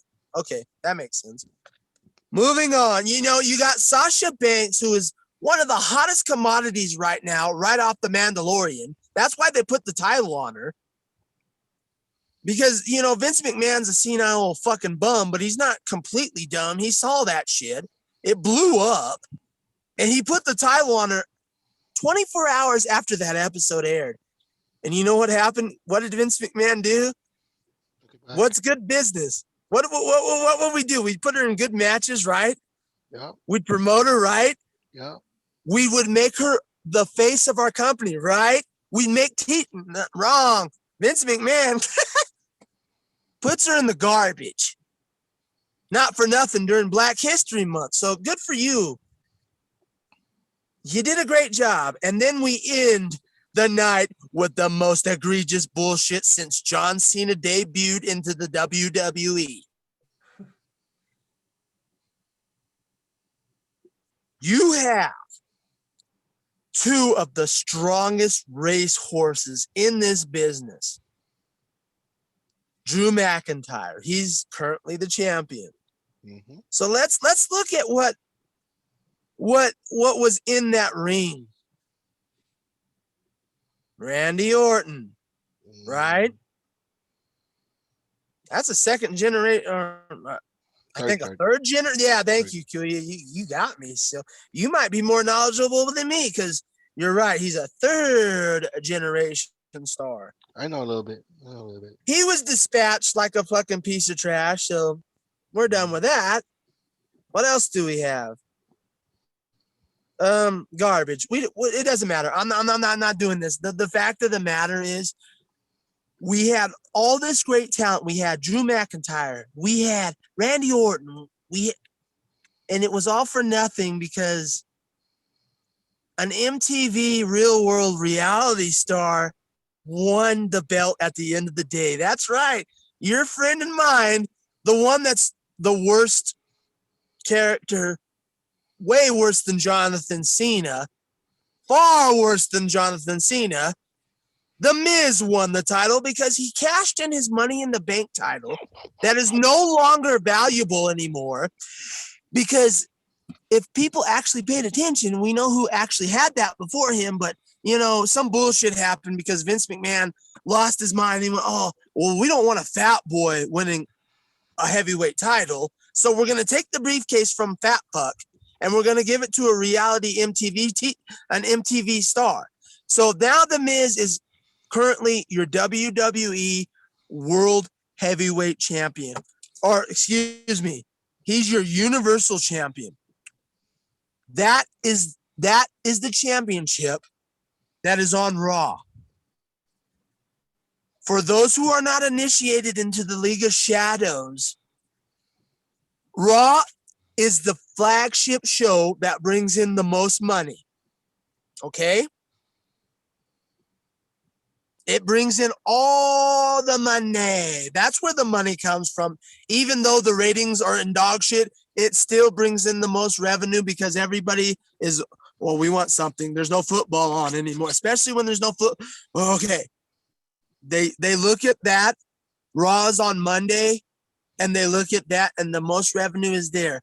Your main face of the company is The Miz.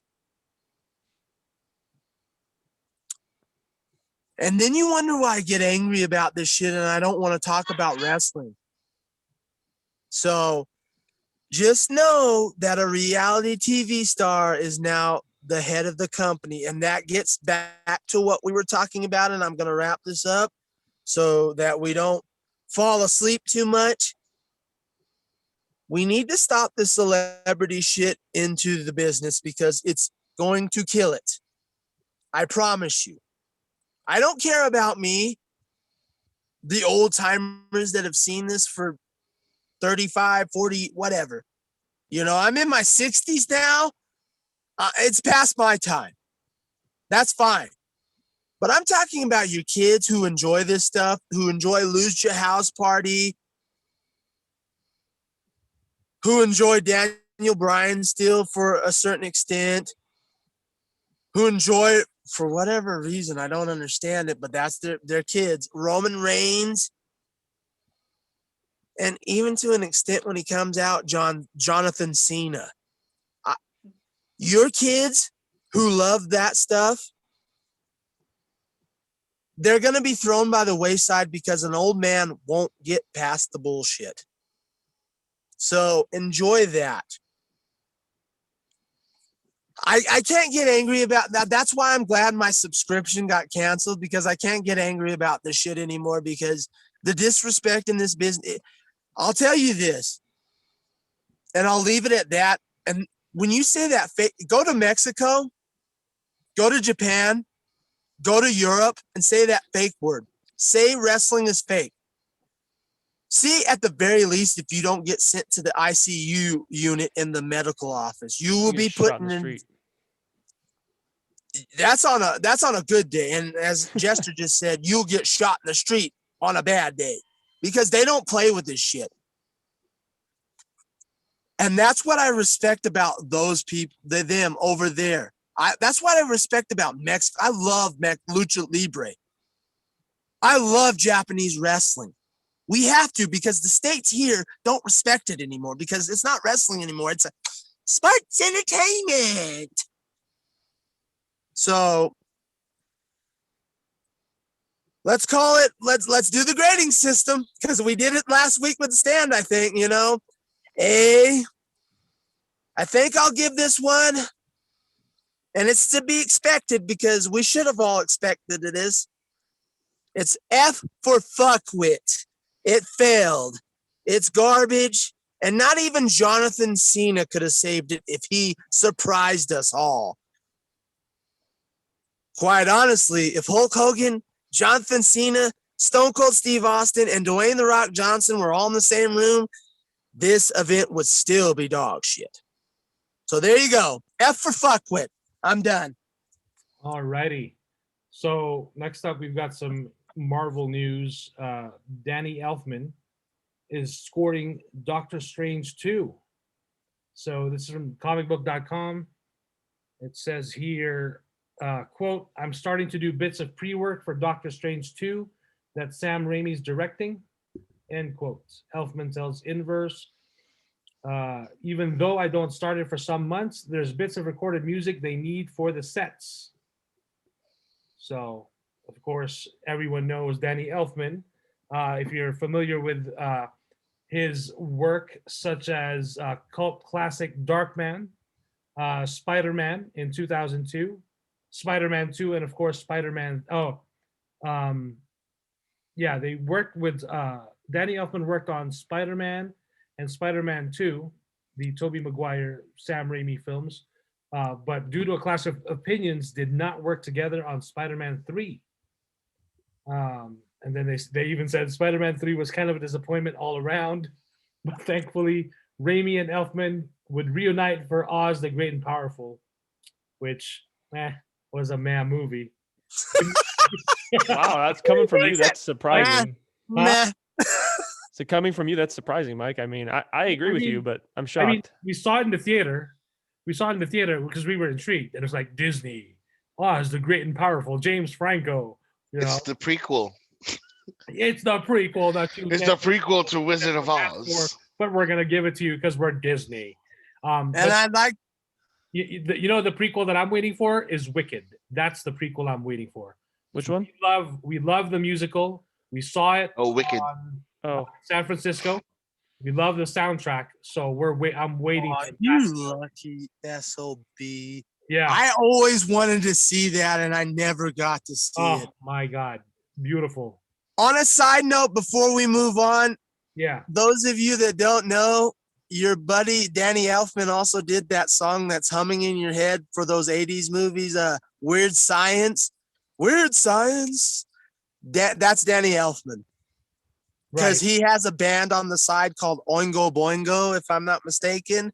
Yep. And that was before he was a composer, and he developed Weird Science, you know, those 80s hits.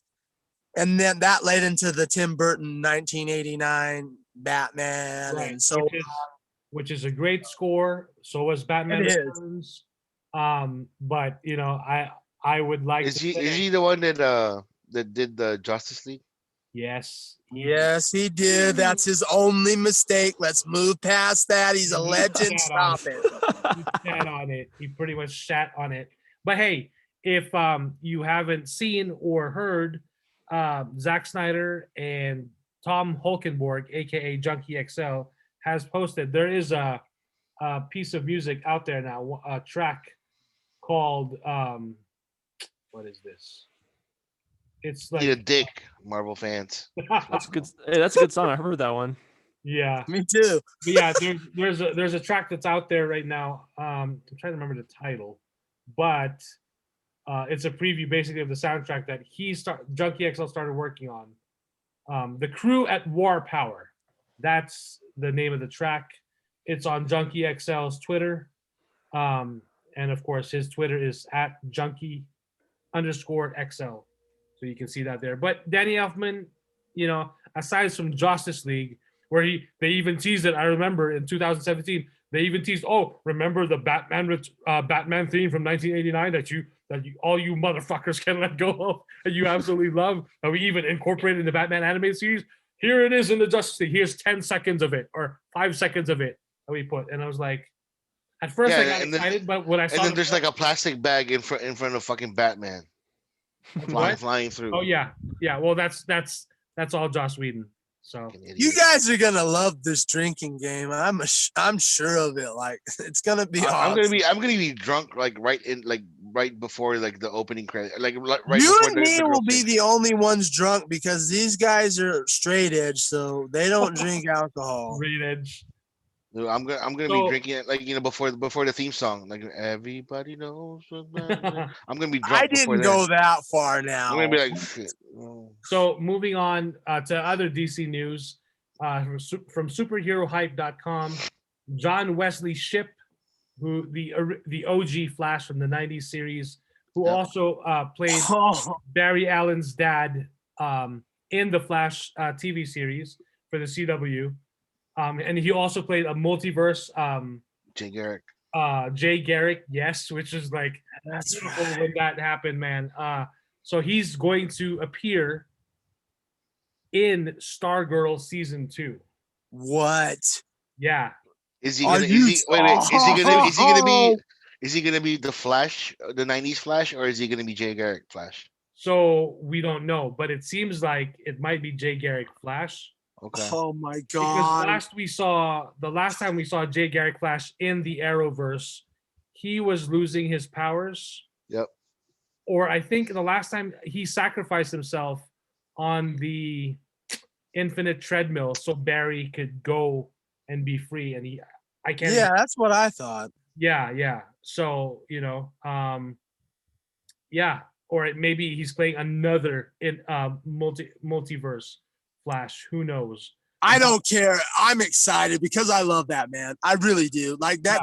As far as I'm concerned, that's my definitive Flash. Like I loved that show. When Oh, I yeah. grew up, that was 90s my Flash was the shit. 90 that show, that and Lois and Clark. that Lois and Clark, and I hate to admit it, but the RoboCop series too, the Prime Directive, they had a triple threat block of that, and he is the definitive Flash as far as I'm concerned. Yep. So I'm excited for whatever he does. I don't care if he's bum number 2 in the corner. I'll watch it because he's an amazing man and he's a fantastic actor. So I'm waiting for that. Yeah, so Stargirl season 1 was actually pretty good. I'm like 3 episodes away from finishing it, but for a first season, I thought it was really done well. And then So now you think Huh? so you think I should keep watching because I've only watched 3 episodes. So yeah, I think it gets better because they're incorporating the other characters, and the story is, I think, really well done and well written, especially with the characters. Because I mean, just from that first episode where you get the what are the bad guys' names? I'm trying to remember. What are their names? Yep, those are good ones. I like those names. What are they? Dormammu. Dramapo and Which bad guys, Mike? Not the Legion of Doom, the Injustice Society. The Injustice Society. They start off when you guys get HBO Max, check out Stargirl. That first episode, they kick it right off with some action. The It's Justice awesome. Society is fighting the Injustice Society, and I'm like, holy shit! Like, wow, this is awesome.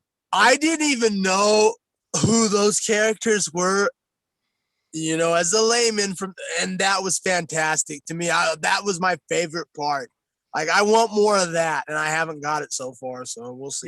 Yeah. So, and then next piece of DC news, we got a brand new Supergirl. Yeah. So this one was under the radar. No one knew that we were even going to get a brand new Supergirl on the big screen in the upcoming Flash movie, which supposedly is still not happening according to the haters because it's been delayed many times. It's had like different directors, it's been passed on, but things are now we're still going down this road. Things are now moving along. So this was announced on Friday. It was announced that the Young and the Restless star Sasha Cali, I think it's Cali or Cal, or Callie. Could be Callie. Or Callie. Yeah, has been cast as Supergirl in the upcoming Flash movie from director Andy Muschietti. The announcement came in the form of video from the call, so it was basically a Zoom call, in which Muschietti told Kai that she'd gotten the role with Muschietti asking if she could fly. And she was like, I'll do anything you want. Like, I'm dying here. I need to know, like, what's going on. And then he basically tells her, like, well, you're going to be needing this. And he holds up a Supergirl costume with the same S glyph that I've come to know and love from my boy Henry Cavill from Man of Steel. So that is pretty huge. And then, of course, Melissa Benoit, the CW Supergirl, has posted on her Instagram and said in her stories, "This is 100. Yes, girl, you can fly. Welcome to the DC universe." And she even tagged her. Cannot wait to see you as SG. The world needs as many Supergirls as it can get. Yep. And then she also, Sasha also replied and said, "Melissa, this means so much. My little brother and I have watched every episode. This was such a sweet moment for us. Thank you." And in that video call, she was freaking out. She started crying. Like, it's Yeah, it was beautiful. It was beautiful. Like And- I almost started crying. Like I was Right. like, wow. it was like the best video I've seen all day, all weekend, actually. Like, I kept watching, and then in the background, they're playing that John Williams Superman score as as they're having the discussion, and then he makes the announcement.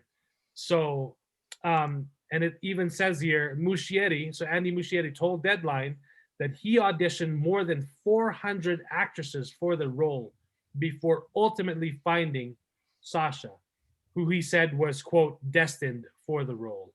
Yeah, I'm surprised that Jennifer Lawrence didn't get this job, because Or Scarlett Johansson. or Scarlett Johansson, just because there's only like four women in Hollywood right now. Man. So yeah, I'm glad for somebody like somebody new yeah, to do this Supergirl. I'm not sure what she's gonna be doing in Flashpoint, but like whatever, it doesn't matter to me.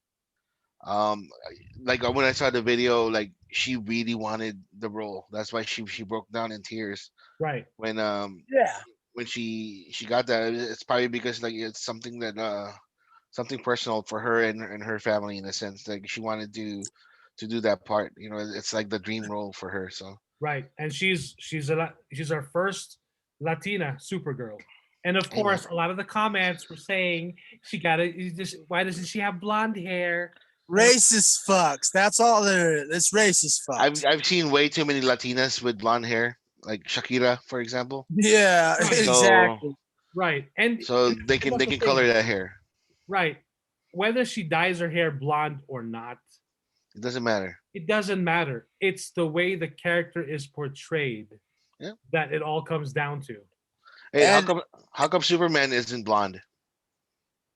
Exactly. There you go. So, And as I discussed with Mike at work about this, I don't care about who's Supergirl. I like the fact that she's Supergirl. She's an attractive. We'll see. She'll probably,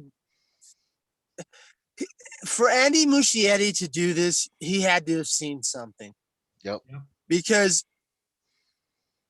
this is what I'm worried about, him doing it, because he shit the bed with It Chapter 2. It was garbage. However, in both movies, because It Chapter 1, as far as I'm concerned, is a horror movie masterpiece. Yep. It really is. It's a horror movie masterpiece. He fucked up with 2, but I understood what he was doing with it. And that kind of mentality, I understand. Like, I just hope that we get her to get the material that we get, Andy Muschietti It Chapter 2 material for her. That's what I want. I don't want her having sloppy seconds. I want her having really great material, because we could do something really good with this.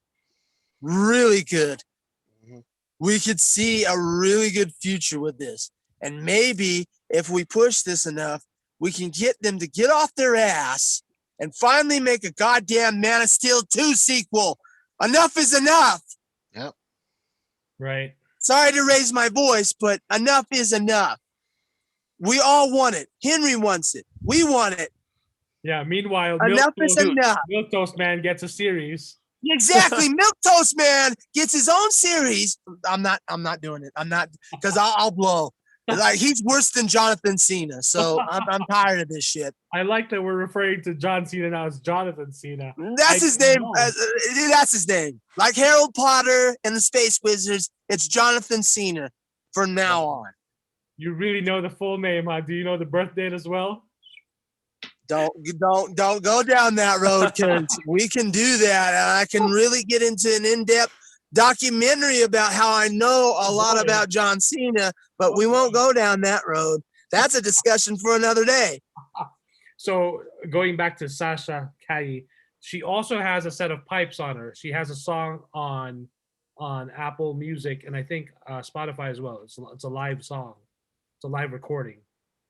Nice. And she's got quite a voice as well. So you can check that out. Like Billie Eilish type, or I don't know. No. I think on a different level. Wait, is that the thing you sent to us? I don't know. I don't think so. Oh no, I'm thinking of something else. No, yeah. So yeah, I mean, so right now for that Flashpoint movie, we've got, of course, the Flash, played by Ezra Miller. Ben Affleck. Ben Affleck's Batman. Who would have thought that we'd ever see him in another DC film, let alone back as Batman? And then we have Michael Keaton's 1989 Batman. Yep. And then now we have Supergirl. Yep. So who else will join this Flash movie? I mean, according to the people, or according to DC, right? Like, Henry Cavill's gonna do like bit parts in some of the movies. That's what has been reported, that he's going to be cameoing in several films, kind of like pretty much linking all these DC films, like Tony Stark did in the Marvel universe. But who knows? I mean, but the difference is the brave little toaster got real meat in his cameos. Right. Like Henry's not getting that. Right. You know, we're getting ho-hum shit. Right. And that needs, like, come on. If we're not gonna get a full-blown Man of Steel sequel, then at least put him in significance in your cameos. Don't do this ho-hum shit where you're like, I'm here, huh? Let me get the check, huh? Because Henry doesn't want that either. Henry's tired of that shit. He's expressed it. He's expressed he's tired of this shit because he wants to do another Superman movie. Yeah. Give it to him already. Enough is enough. The last time we saw a cryptic video of him holding a Superman figure, like slowly flying up and then slowly coming down. And he said the cape is still his. So, you know, yeah, we haven't heard much from that. And that's why, like, there was also an article that was saying that with that new Superman and Lois show, it goes to show that Warner Brothers has no idea what they want to do with Superman, because it's basically like the show is projecting what would have been a Smallville after Smallville, or the continuation of Smallville. Yeah. But then it's also that's what it seems like. Right. It's also got hints and themes of Man of Steel, with the darker cinematography and the more realistic, like rustic, like, you know, looking things, stuff like that.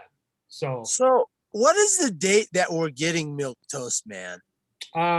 Coming is it Tuesday or Thursday? Tuesday. In a 2-hour premiere. I don't know if I'm ready for that Milquetoast Man shit, because quite honest, and I made it, and I painted myself in a corner, and now I have to stick to it. I made a declaration. I'm not giving Milquetoast Man and Lois the 3. No. It's getting a whole season. Wow. Because to critically break down Milquetoast Man and see what he is, I need to get a full season out of it. Right. Just like I did with Ruby Rose. Yeah. So you're lucky, Milquetoast Man. You'll get a full season, but be warned. If you're as milquetoast or worse than I think you are, I will bring the barbed wire baseball bat to your fucking knees, and you will bend it. Hey, just like Peacemaker. Oh, that's another. You guys are really hurting me here because if I do it, I'm gonna have high blood pressure and probably a heart attack. If I don't, I'm a fucking hypocrite. Well, hey, So either Kill way, yourself. I fucking lose. Either way, I fucking lose. you know how much No, no. James Gunn loves you. I mean, of all the 57 characters in the next Suicide Squad movie, Fuck James Gunn. written a series about, he was like, let me choose John Cena's character. That's why I say fuck you, James Gunn. I love you, but fuck you, you piece of shit. You All could right. have Abusive. chosen anyone. You could have chosen fucking Jessica Jones. Or Polka Dot Man, for Christ's sake. Not as exciting as Peacemaker. I Yeah, know. I guess so. I know. The fucking square-headed fuck is so charismatic, right? No, he's the only one that can fit that bucket head of a helmet. I that they know. have, That's man. right. That's true. Except for the actual guitar's bucket head, but he doesn't talk, so they had to get John Cena. Yeah. Yep. Alrighty, moving on. Another piece of DC news. This is for casting. So from CBR.com, HBO Max reportedly casting a BIPOC Constantine for a brand new series. So Okay. HBO Max and Bad Robot Productions, which may sound familiar, Mhm. are reportedly teaming up for a Constantine TV show, which could be headlined by a BIPOC performer. New Okay. Constantine series is reportedly on the horizon for HBO Max.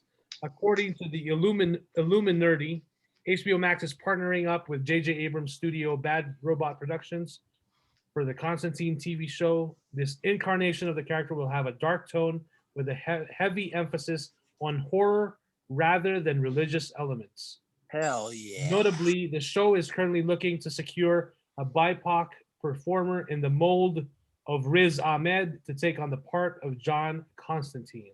Why can't Riz Ahmed do it already? I know, right? It's like, oh, we're looking for a Riz Ahmed type of character. Oh, yeah, exactly. Jesus. Especially why not? One, he's British. So, because in the comic books, John Constantine is British. Right. Two, he's a fantastic actor. Yeah. Go watch The Sound of Metal and tell me he shouldn't be Constantine. Yeah, he's. I still need to watch that. Oh man. That movie is fantastic. I'm not gonna. We already did this on So another yeah, podcast. so it's so- either that it's either Riz Ahmed for me or Idris Elba. No, because Idris Elba has too much already. Too busy DJing. Hey, Yeah. I'm just saying, like, Idris Elba can play any part for me, and I'll be like, yeah, I can see 'Cause- that. That's perfectly fine. I would normally agree with you, but everybody knows who Idris Elba is. Even my grandmother does. They don't know who Riz Ahmed is. We need to get him out there. Yeah. Like, we need to get him out there. So of course we know there was a Constantine movie with Keanu Reeves, decent, but proved a decent box office hit with a 230.88 million worldwide gross. So that's decent, and has garnered a cult following in the years since its release. Constantine also previously headlined a series on NBC, though it only lasted 13 episodes. Matt Ryan, the actor tasked with playing this version of Constantine, has gone on to reprise a role as a series regular on DC's Legends of Tomorrow. And of course, the recent Justice League Dark animated films, particularly Justice League Dark Apocalypse War.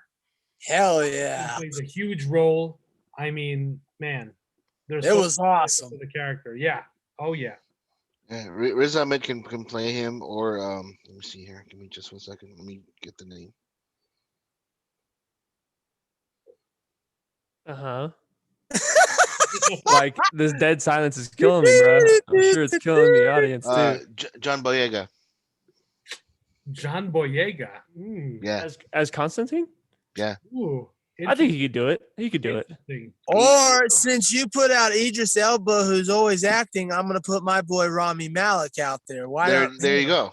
That would be Again, cool. That He would be could do fine. it. Yes, That would sir. be fine. He would be I'm a all for- fantastic Constantine. But That would be John interesting. John Boyega would be a good cast just because one, he has the attitude of what Constantine should be, because Constantine is a smug, like, confident boyo from England. So is Riz Ahmed. So again, either one of those castings for me, I'm perfectly fine. But if it's Idris Elba, I wouldn't be mad at all. Well, hey, neither would I, to be It's not honest. happening. I know I you're gonna mean, be, they couldn't get it for Green Lantern. Like, holy shit! Like, dude. I would flip out if he became Jon Stewart, dude. What do you think, Jester, About Who do about you this think? topic? Who do you think? About So- Constantine. John Who's your Constantine. pick? Who's your pick? Who's So- your pick? it's if, hard. if we're looking for a BIPOC, person of color or whatever. No, I'm asking Jester what his pick is. Okay. So Not- they say they're taking away from the religious aspect, right? So that, to me, that crosses off Keanu, because that's the first introduction to Constantine I ever got. Mhm. correct. So with that, and then who played? I'm looking him up right now, but who played? Who played Constantine in the CW show? the Matt The Ryan. same guy. He just Yeah, so he did pretty good, but I felt like I don't know, it just didn't do it for me. But so for me, I would pick probably Tom Hiddleston. I think would probably be a good Constantine. Oh, because he needs a job. No, not because he needs a job. but Idris Elba needs a job too, right? You know. Well, Well, thank you. Yeah, geez. doesn't man. have- he Tom doesn't Tom have Hiddleston is series. too suave. I he think. got shafted for. I think he should have gotten more in Marvel than what he got.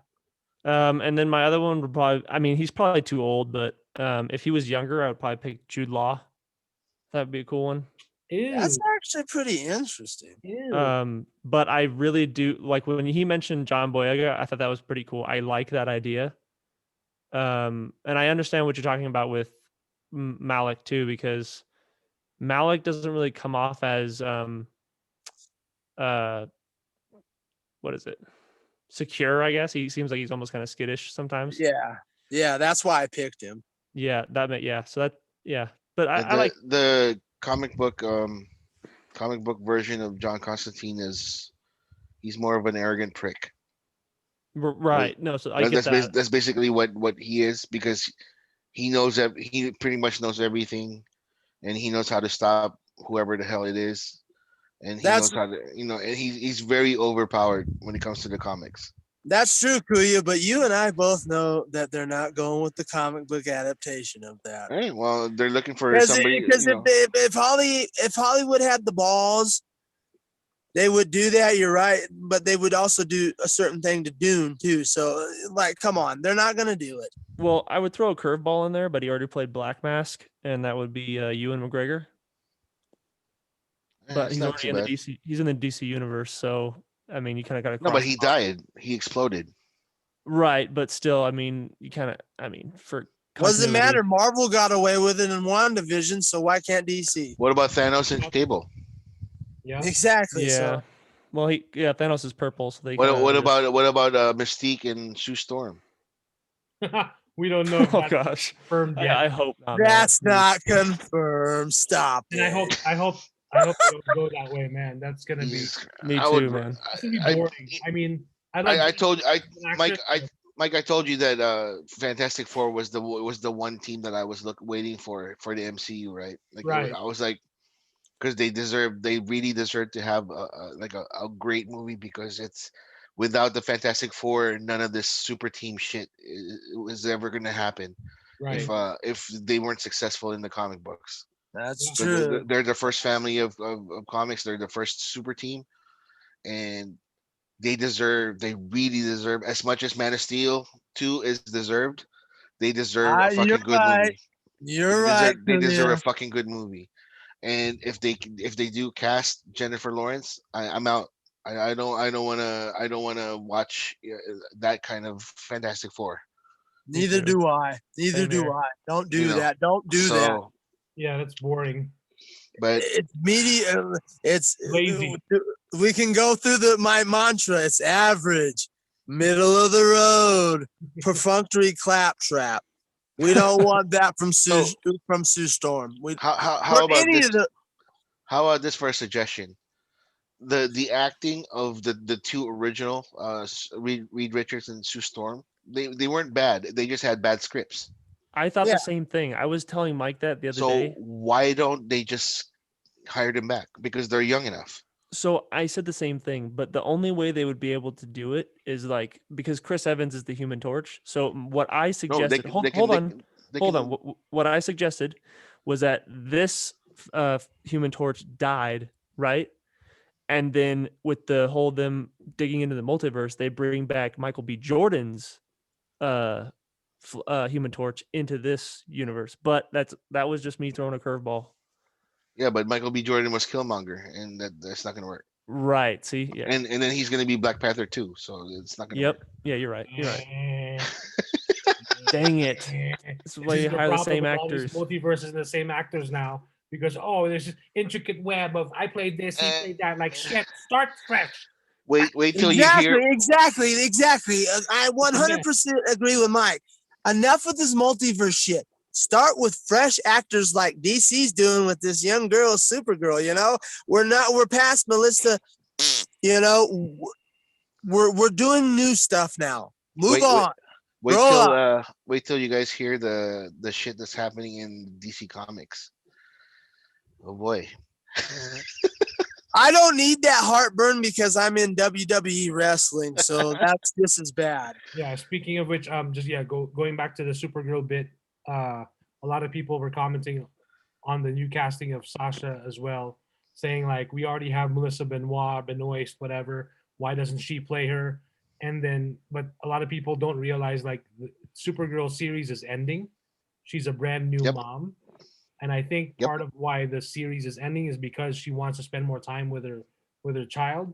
Yep. And then she also signed a production deal with Warner Brothers, where I think it looks like she's going to be producing more content and like films or series, whatever, with her producing partner.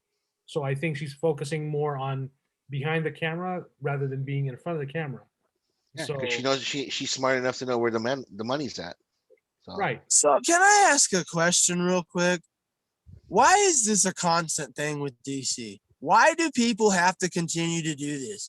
You don't do this with Marvel. You lick their lollipop all the time. Even when they blatantly do bad, you lick their lollipop. But when it comes to DC, it doesn't matter if it gets off the ground or if it's good. I don't like it. with Like, the exception what of is that mentality? What is that? Well, what is it about DC that people go, I don't like it. It annoys me. But you didn't see the movie yet, right? Right? Yeah. No, I didn't. But I don't like it. But did you see Black Widow? I can't wait for Black Widow. Enough with the bullshit. Yeah, Pinhead, with the exception of Batman, DC is not loved as much as Marvel is because of the fact that Marvel for a while now has been, in the pop culture world. So it's unfortunate because there was a time when DC was the whole shebang, right? So the Superman movies in the 80s were great. Batman in the 90s was excellent. Right. And then Nolan's Batman in the 2010 or in the 2000s was great. It's when Zack. I think I made this point on an IG live, but it's when Zack Snyder stepped in, and that's when they be, I don't like it because this guy's a hack. He doesn't know Superman. He doesn't know Superman. He's never read a comic before. Like I've read a comic. So tell me what. I don't know, but I've read the comics, and right, okay. But you get cornered, and you can't answer the questions. If you're gonna be this uber end-all be-all authority on something, if you're not, at least do the research, please. Yeah. I had a coworker, a former coworker of mine. This is like one of my former jobs, who was crapping on like loving MCU, like at the beginning, like phase 1 type of love, right? And phase 2, and he dislikes the DC stuff. And then it's like, okay, so this is your opinion is just a matter of the movies. Yeah, 'cause I don't read the comic books. I just like watching the movies. And I said, so how can you know that Superman is weaker than any of these people? And then you know what he explained to me, because in the movies, or like the movies made more money. And I was just looking. I looked at him and then I walked away. And then I said, like, you're gonna have a discussion with me about superheroes and superpowers, and you're gonna bring up like their box office draw. And then he was just like, well, yeah, it's it's part of it. I'm like, no, it's not. I was Even like, if it was, not for nothing, there's this guy called Batman that makes a pretty penny at the box office every fucking time he goes. Even the ones you love to hate, you still go to see the Batman, which is not a Marvel IP, by the way. So well, there you go. He recently appeared. Yeah, he did recently I appear in Avengers Endgame Kid Edition. So he saved Thanos. Oh boy. Okay. Yep. You Alright. got So You got me. next up, so we've got a teaser poster from Zack Snyder's Army of the Dead. I can't wait for this. So we're gonna get that film in May. The trailer's on Thursday, right? We have a teaser trailer on Thursday. Cool. And we're reacting to it. I'm putting that out right now because if we can react to the Justice League, we need to react to this shit because Yeah. No. it's important. It's very important. So May 21st is when the film drops on Netflix. Army of the Dead. Ooh. I might have to. Yeah, in the poster. Just get a 30-day. Just get a 30-day. Yeah, I know. I don't know, man. You can binge it in 30 days. So in the poster, we've got the title Army of the Dead, a Zack Snyder film. It's a picture of a big ass vault with zombie hands creeping out of the vault itself. Mhm. And there's a ton of cash and playing cards floating around. I'm sure there's a bunch of Easter eggs here. I'm trying to look at. There's like a big bag. Yeah, there's a big bag of cash, Mhm. and then there's poker chips and cash and cards floating around and all on the floor. Mhm. And then it says "Survivors take all." Mhm. So a Zack Snyder film, screenplay by Zack Snyder and Shay Hatton and Joby Harold, directed by Zack Snyder, May 21st on Netflix. Already doomed to fail because of that name. It's already doomed to fail. Rotten Tomatoes will give it 23%. You know what I mean? And when we get to that on this podcast, I'd like to do a review and we all will, because I want to pull out the people who will criticize this film, who also loved a certain film called Dawn of the Dead. We're gonna call your hypocrisy if you pull that bullshit that you pull, because I know you're gonna do it. I know you're gonna do it. I know you're gonna do it. Me and Mike know, we know full hand you're gonna do it. You're gonna do the 1-2 punch. You're gonna do it with the Justice League Snyder cut. Then you're gonna wait a couple months and you're gonna do it with this film. So, and Mike's gonna call you out on your bullshit, and I'm gonna call you out on your bullshit with the other film. So let's go. Let's go. It seems like a recipe for streaming success, because you've got zombies, you've got action on Netflix. So Yep. It looks like it's the story is it's a heist, right? It's a horror heist. It's a horror. It's supposed to be a fun horror heist set in Las Vegas. Okay. And from what I gather, there's also supposed to be an animated prequel series that's going to drop. So most likely before the film drops on May 21st. So Ocean's 11 with zombies. Got it. Pretty much. So I didn't know it was in Las Vegas. That makes sense because there's real life zombies there. So free money right there. So I mentioned it a few episodes ago on the podcast. The they had a teaser, or they had like a little, he had an interview with, if I'm not mistaken, Entertainment Weekly, and even Dave Batista was also interviewed for a few quotes there. And the setup of the story is that it does take place in Las Vegas, and for whatever reason, the zombie outbreak in this story was contained within Las Vegas. So there is this wall of containment containing the outbreak. Everywhere else around the U.S. is still okay, but the zombie outbreak has basically just been like has just scattered within Las Vegas. So there's all that money and jewelry and cash just sitting there, all for the taking. But the thing is, are you, whoever's willing to risk it, and if they're even able to survive going in and getting out alive. So that's I'm, what I'm, That's I'm, gonna be very, very interesting. Oh man, I can't wait for this. That's all I'll say. I cannot wait for this, especially after the sequel to Busan was absolute dog shit. I can't wait for this. yeah. speaking of Oh, excuse me though, but wink, wink. It wasn't a real sequel. Yeah, Mhm. like the last zombie movie that I actually appreciated was Train to Busan.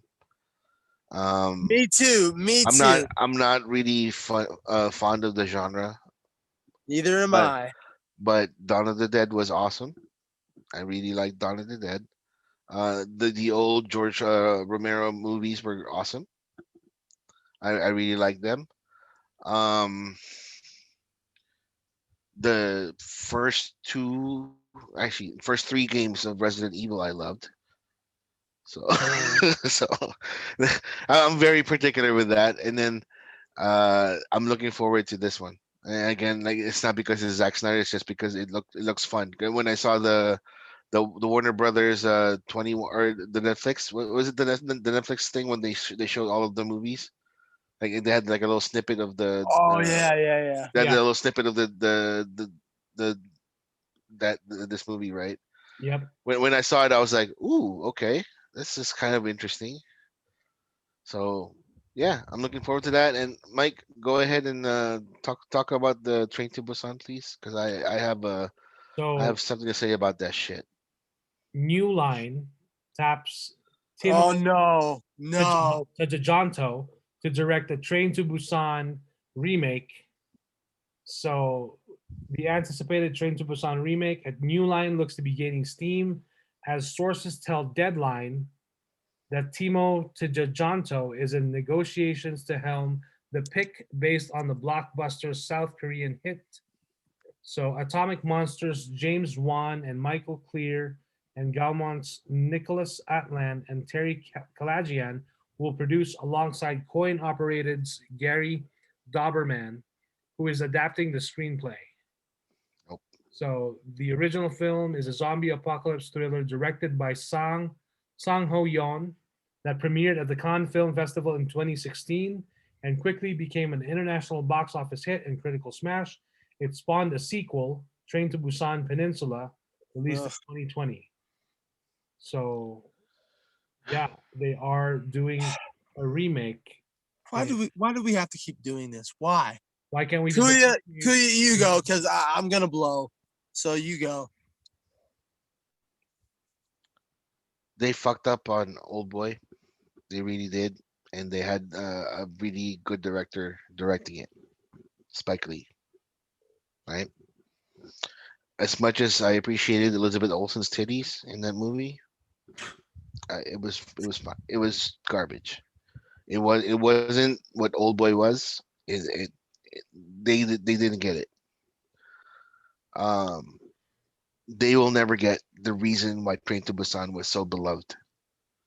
They even if they're successful with the zombies and all this shit, they will never get the reason people were touched by that movie. For me, the movie Train to Busan wasn't a monster movie. It wasn't a zombie movie. It was a human movie because the choices that humans made and they became the fucking monsters in that movie. It wasn't the monsters. The monsters was just like the consequence. If you fuck up on your decisions or your choices, That's your consequence. You're gonna die.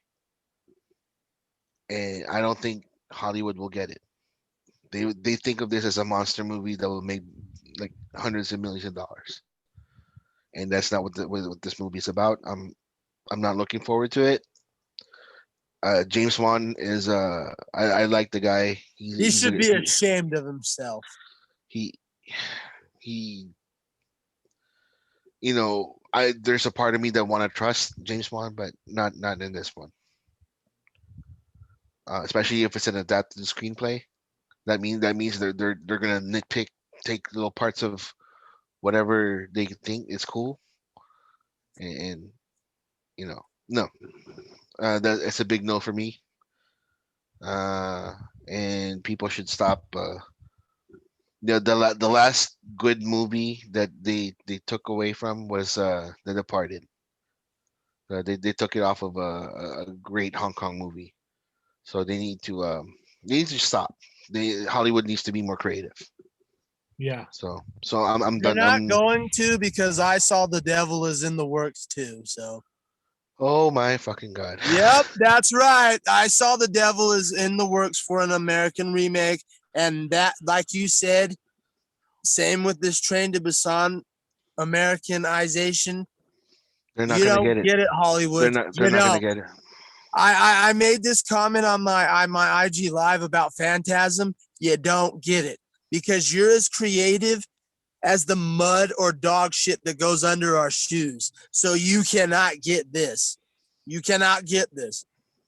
And I know that people will go, oh, you're one of. This is an instance where you go, you don't get it. Hollywood doesn't get it. So I'm very angry about this. And I'm even more angry about the fact that they're doing an I Saw the Devil American remake. If people have not seen I Saw the Devil, I want them to watch it. Where can we watch that? I don't think it's. Is Let's it on look Tubi? it up because we do education here on this. It's I don't. It's not available I think anymore it's on on Netflix. Tubi if I'm not mistaken, but let's look it up because we do that shit around here. If you want a thriller, Mike, if you want to. So yes, I am correct. You can currently see it on Tubi, which is a free subscription service. You don't have to pay anything. You have to watch commercials, but you can get over that to watch a great film. It's free. Tubi. Tubi. I Saw the Devil.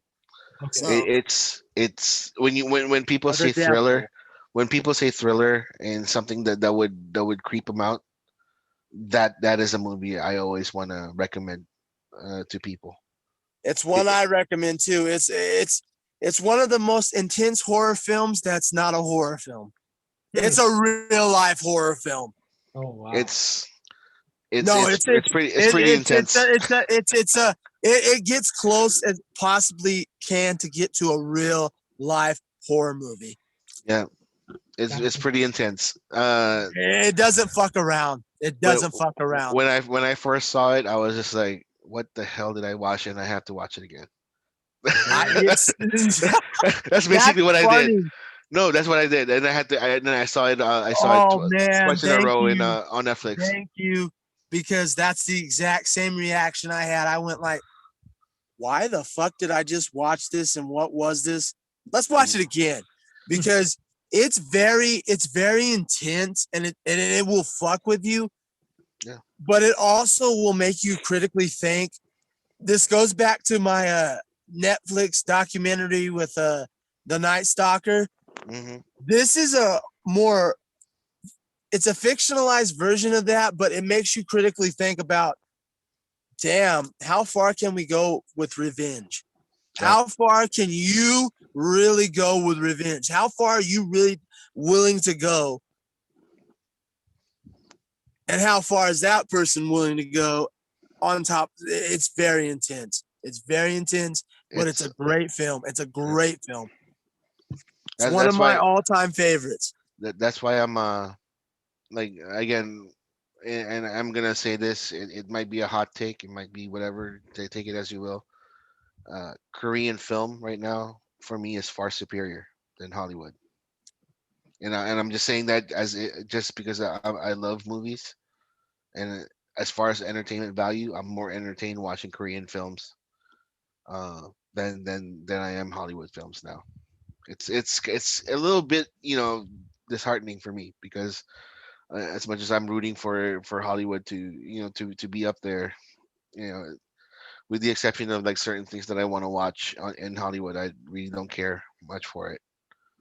So And to add on a side note, as we move on, you don't have to love Korean films to love this movie. oh yeah, You really don't. If you like cinema at all whatsoever, you will highly enjoy this film. Yeah. And like I said, it's on Tubi. free. Like Tubi is blowing my mind because they have an amazing selection of films, especially genre films. There's genre film. Yes, again, like I said, once again, you have to sit through commercials from time to time, but that's worth the content you're getting. These guys have to pay for it somehow. It's full on it's full on like rated R violence, right? They're not going to cut Oh, the it violence, right? is. It is. If it came to this country and they did it right, it would be NC-17. That's how brutal it is. No. I'm talking It's about on like to like if there's to be cut off the violence or anything. No, It doesn't? Okay. Tubi is 100% uncensored. Yeah, sweet. There is nothing cut out whatsoever. They show you everything. You just, like I said, for the impatient, you have to sit through commercials from time to time. But they have to pay for it somehow. It's a free subscription service. Like, come on. So it's a fantastic film. It's unedited. Check it out. Awesome. Mike, have you seen Train to Busan? Yeah. I love it. Jester, have you seen it? No, I haven't. Ooh. I've seen Old Boy though, the original. The original? Oh, thank you. Yeah, Thank you. Oh, I never I never saw the Spike Lee version. Don't do it, Jester. Go watch it for No, that. don't tell him that. Go Don't watch it for that tell one him scene.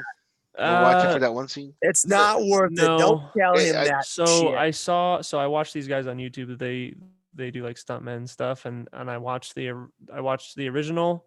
Yeah, the one take. Amazing one take scene, and then I saw Spike Lee's version, and I was really disappointed. I was like, they lost the meaning of. Yeah. Well, you guys know they lost the meaning of the whole point of the first one. Exactly. That's why I told him not to tell you. Just leave it alone. No, but You're not missing anything. Well, you're Just missing for Elizabeth the tits. Olsen's, That doesn't mean shit. The tits don't make the tits aren't worth the shitty movie. No, Sorry. they don't. You're right. Sorry. They but are that's the pretty fact. nice. I'm just saying They are nice. pretty nice, but they're not worth the shit fucking movie. I'm And that's sorry, why, but that's why Wanda Maximoff got so pissed off because Thanos said, You "I don't ruined even my know who life. you are." I don't know who you are, bitch. I He showed you said, my "You titties." took everything from me," and he said, "I don't even know who you are." After all that, Oh man. well, that does about it for news. So unless you guys want to share anything you're currently watching or reading, I could share some plans for the future of my stuff. Go ahead. God, I can't wait for you to get on the ball and do that because I'm So- waiting, baby. So I am. I'm gonna finish Vikings. I'm gonna do a review on Vikings, and then Ooh. I'm going to start Peaky Blinders on Netflix and do Ooh. an episode by episode review of each one until till the final season 6 drops, hopefully by next year. Wait, you're doing Chester, you're doing it on getting me YouTube, right? hard. You're getting me hard, man. Like, ooh. Yes, doing it I'm on- doing it. Yep, on YouTube. YouTube. Yep. Yeah. Nice. Yes, sir. Wait until you get to that scene where it says no fighting. Yeah. Honestly, I don't really know what to expect. I saw one episode a long time ago, and it didn't grab me. But I Slow roll, man. understand. Or slow burn. See, I understand that, and I understand this is a big following around it too. So I'm No gonna give it a fighting. shot. I'm gonna give it a shot. I'm gonna give it the first season, and if I'm still not loving it by then I probably won't finish. But I hope I do. So Jester, like wait until you hear that part where they said no fighting. okay. I'll keep that in That's I mind. believe that's in the second or in the first season, if I'm not mistaken. So Okay. no For sure. fighting. So It's because it became a meme too. So I can't wait. I those cannot. are my plans. Yeah, I'm gonna do that and keep up with my TikTok videos as well and all that fun stuff. So yeah. Cool. Yeah, I'm going to finally break down and do the Phantasm retrospective. It will not be on IG. It will be specifically on my YouTube channel, which has got off the ground. It's Pinhead 198. So check it out. We're going to be doing a lot of material there. It'll be very horror and wrestling based. So if you don't like that, don't bother because you won't like it. But we're gonna get into a couple of things. We're gonna do the Phantasm retrospective because people have been harping on me about it, and I'm gonna finally do it. And we're also gonna talk about the next video after that. We're gonna talk about how The Lighthouse is not a horror movie. I didn't think it was. Wait, They people call thought it was a horror movie? No, Jesus I've Christ! already been down this Are road. you serious? Wow, Oh my that's Yeah, disturbing. and I have to break it down because there's certain people in the horror community who are propping this up as a horror film, and it is not a horror movie at all. Horror movie. I'm gonna give you a preview real quick, a 10-second preview. Fuckwits, understand this. Horrific elements in humanity does not make it a fucking horror film. Because if that's the case, like I said in my video, then Wizard of Oz and Willy Wonka are horror films because there's some really nasty shit in that. But you don't call them horror films, right? Right? Yeah. So we're going to get into it. You guys need to stop doing this shit. I love that film. I love it. But it is not a fucking horror film. Stop saying that shit. And that's mine. So there you go. So you should add Justice League to that list of horror films that you should be reviewing. Well, I mean, that was I might have movie. a heart attack if I do that. I guess some other film connoisseurs would discuss that scene in Willy Wonka, that boat scene where he starts losing his mind a bit, is pretty horrific. Well, I know, yeah. but it's a horror film too because of that reason. You know, and like I said, you guys have children out here, especially some of you young parents out here. You change their diapers. That's pretty horrific. Is that a horror movie too? If we're going to be goofy and be daft, let's go down that road then. You change the diapers, so that means your child's diapers are horror movies, right? Right? Right. Stop it. Knock this shit off. That's a horrific moment, especially if it gets on you. Exactly. The But it sequel- doesn't constitute as a horror movie, you know. If you're being funny, it would be, you know, this is, you know, but if we're being serious, knock that shit off. It's not a horror movie. Seeing your grandmother naked is far more of a horror movie than, you know, The Lighthouse was. Oh, dude. No, like the sequel for Willy Wonka was Well, horror film, right? can I Snowpiercer. Well, can I ask a question Here we though? Can I ask a question though? Realistically, Pinhead, The Lighthouse, isn't that a suspense thriller? If we're gonna Yes, it is Okay. a dramatic suspense thriller. Okay, so that I was correct. So, So but what they label it, if you look it up, so you look it up and you go, The Lighthouse. The Lighthouse is labeled, and horror. I'm gonna do it now because I might be an ignorant fuck, but there it goes. Horror drama. Oh god. It's Oh. not a horror drama. Interesting. You got the drama right. You fucking misstepped on the horror.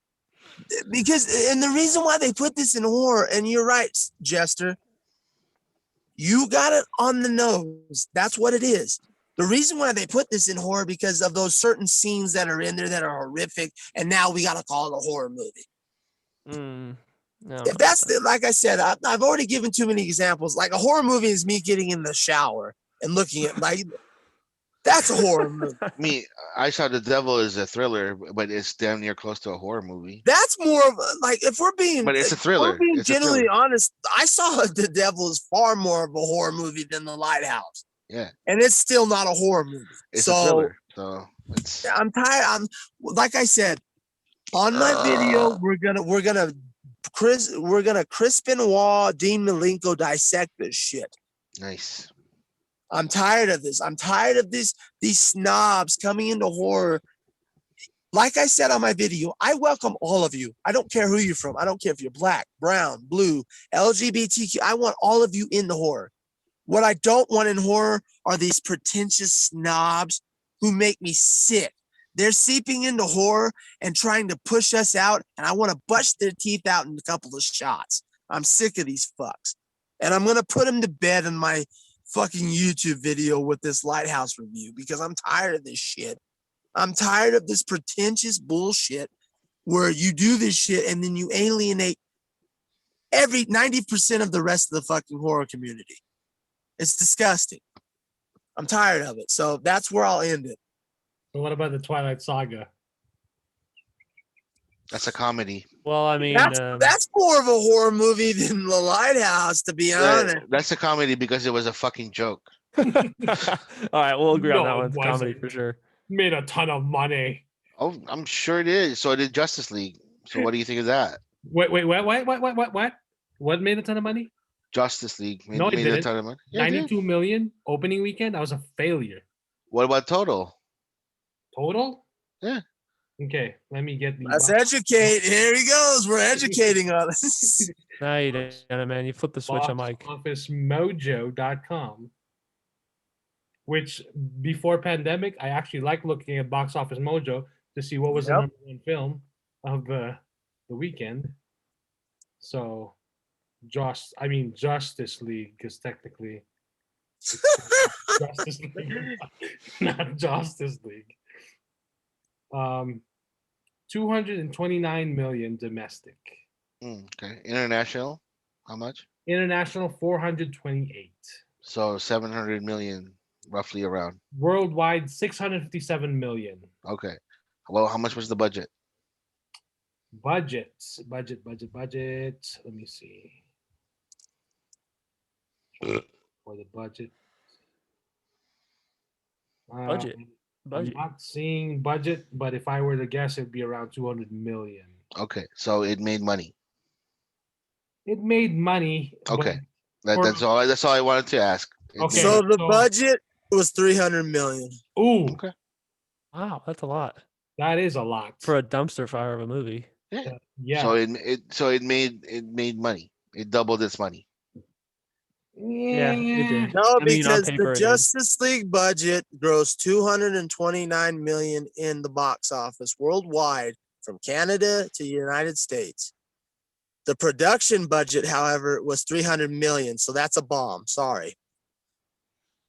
Because we can do simple math. Well, you don't add the international?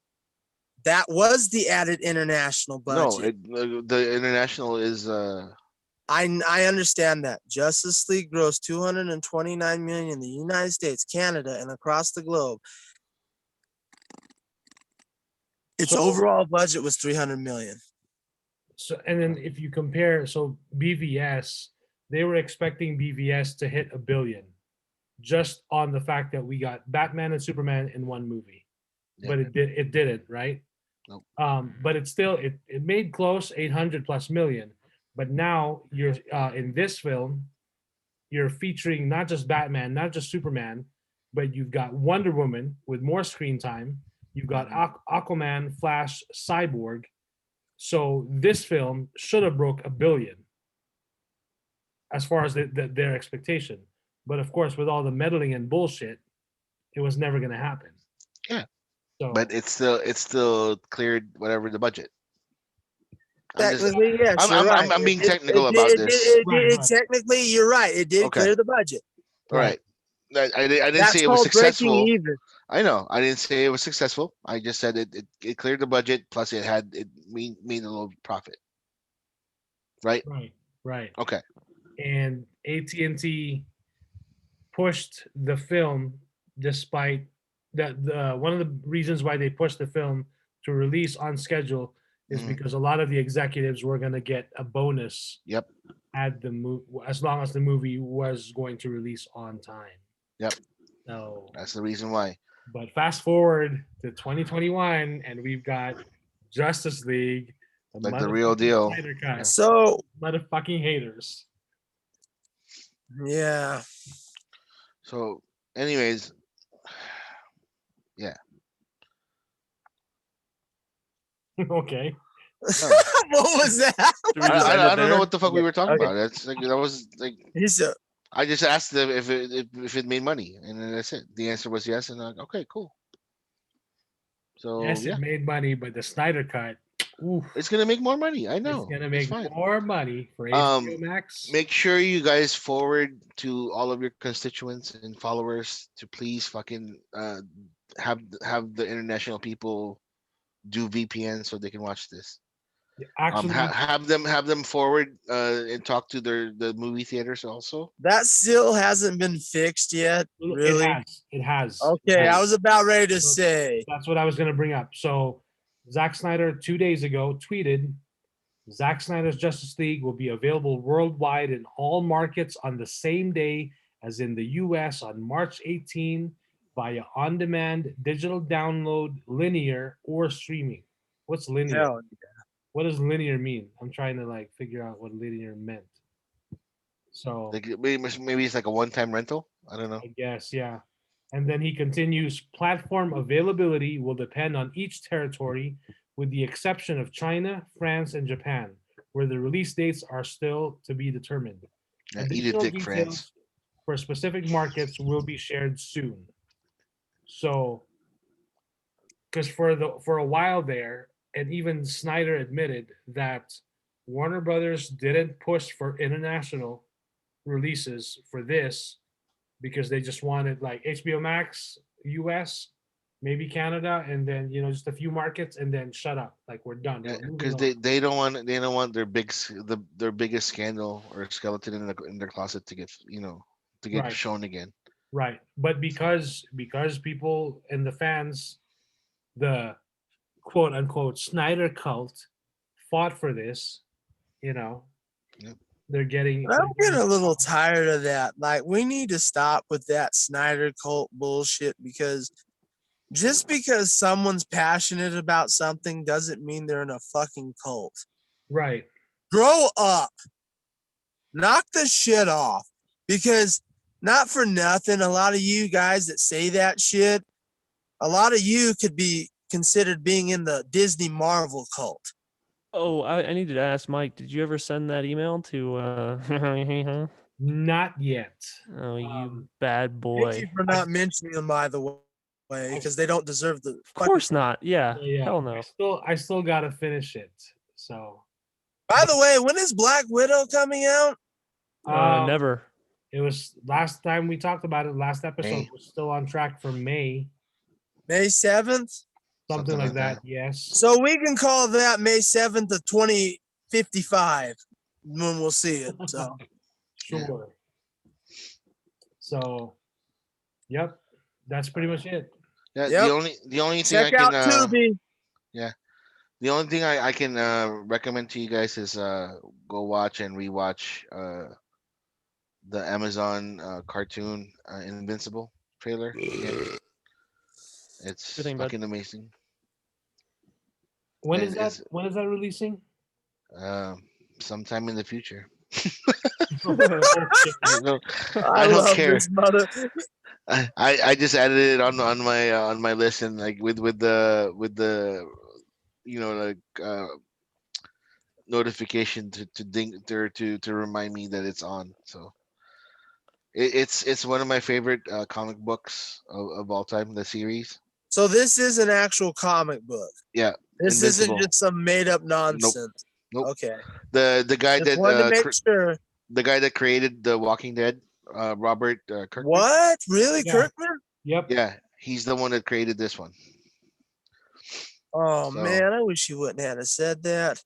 I The know. You first- see, Cause now I gotta get my damn Amazon Prime back now because the first 3 episodes of season 1 will premiere Friday, March 26th, Yep. with new episodes available each Friday following, culminating in the season finale, April 30. I I truly got hope some time then. I got some time. I truly hope they stick true to what the comic books is, because the comic books are fantastic. Ooh, That's So so should I get one? the comic Because books. they got some on sale right now that I'm looking Get at for get like. get the whole set, the Well, whole volume. they got the first volume on sale for $28, and I might do that.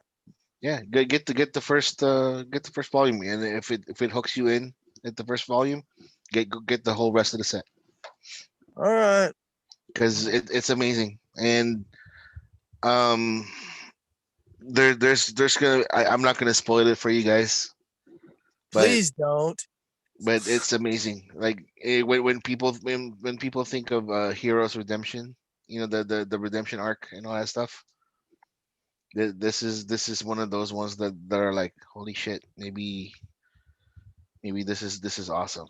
Like, Wait, J.K. Simmons is his dad, right? yeah. Yeah. Okay, that's what I thought. So will this series be worthy of an episode review for each episode? Probably not. It's not gonna be as popular as the boys are, or I don't care about- WandaVision or I don't anything care like that. about popular. I just Yeah, exactly. Who the fuck cares about popular? It's up to you guys. Again, If it's interesting, that's what makes the difference. yeah. watch the first couple of episodes, and then like we can talk about it. I'm gonna be totally biased on this one. So that's all I got. That's all I gotta say. If Mike is biased about Man of Steel being perfect, I think this comic book series is absolutely perfect. So Well, I So- can't say anything because that's how I feel about the first Phantasm movie. So oh, this is one of those ones that, like, when I first read it, I was like, oh, this is bullshit, whatever. But as soon as I finished like the first few chapters of the comic book, I was like hooked. And then like the little twists and turns that happened within the comic book, I was just like, what the fuck is going on? then I'll buy it on I wasn't Planet. mad at the twists and turns. I was like, what the fuck is going on? And I can't wait for the next issue until it was over. And then when it was over, I was just like sad because it was over. I wasn't sad because of the stuff that happened in the comic book. I was just like, it's sad it was over. It's So- like that cheesy ass quote that you can find at Ross. Don't be sad that it's over. Be happy that it happened. Something like that. Oh my That's how I feel gosh, about dude. Dune. So I get you. Get out So of here. March is gonna be fucking full of March 18. We've got a little thing called the Snyder Cut, which is 4 fucking hours. And then for the Jeez. little babies out there, there's gonna be. I'm chapter gonna markers. watch it. Like, I'm gonna watch it as soon as it comes out. Like as soon as like 12 o'clock hits in my time, Yeah. I'm gonna be like, So, and then the next day, March 19, there's a little show called Falcon and the Winter Soldier. Yep. And then March 26, we've got a little film called Godzilla versus Kong. yep. And then Jeez, we man. got this show called Invincible. And you know what that means? That means I'm canceling everything on March. There you go. So That's a Yeah. lot of work for us. there you go. Hey man, like if we want content, the March is the month to be in. Yeah. Yep. If you love our show, watch us in March because we're gonna be hitting hard. Yep. Yeah. We Like may have alcohol to- wise, fucking coffee wise. we may have to shorten the. Did you say we might have to episodes snort? Huh? Some people just have to drink juice. That's all I can say. Wait. I thought Mike said like, oh, we just have to snort. And I was like, oh, wait. No, he said Where you- shorten. I was like, wait. I was like, where are you gonna go with this, Mike? I was like, Shorten. What'd Well, you say, can Mike? Start, you He can said start whatever shorten. you want. oh, shorten. Okay. Oh, I can't tell because you guys keep talking over him. Yeah. Jeez. up. Shut up. You This is can good. This snort is good. Dude, whatever I This can't is good breathe banter. with that. I can't breathe without You can't guys. breathe because you have a mask on. Stupid. No, I can't breathe without you guys running over me. Jeez, bro. Fucking- we'd get more followers if you took off your damn mask. Oh my gosh. Why? Because I'm ugly? I know, right? No. Can you 'Cause imagine? No, that we get accent? more followers if he actually spoke the fuck up when there was actually a gap in talking, but he never does. But he complains about not being able to fucking talk. There's plenty of gaps in the fucking talking, and you just sit there like a little baby going, and do nothing. And then you complain about us talking. And then he reacts and was like, oh, let me look at something. Crybaby shit. Like 2 seconds later, I'm waiting. What's next? Oh my gosh, dude. Jeez. Wow. Put your wife in place of you. I'm sure she'll talk way more than you will. Oh my gosh. Get out of here. Oh boy. Hey, so what happened to you? Like, how come your wife was laughing earlier? Because he's a dunce. That's why. Did you get punched in the balls by your dog? Yeah, my dog decided to roundhouse me in the nuts. Oh, a roundhouse. Man, what a sniper. Yeah. She like rarely jumps up, and then today, for whatever reason, she got all excited and decided to jump and kick me in the nuts. Well, What a sniper. if Like you hitting remember- a small target like that. Remember, so before that your incident happened, we were just talking about animals like Donald Duck not wearing pants and like, That's right.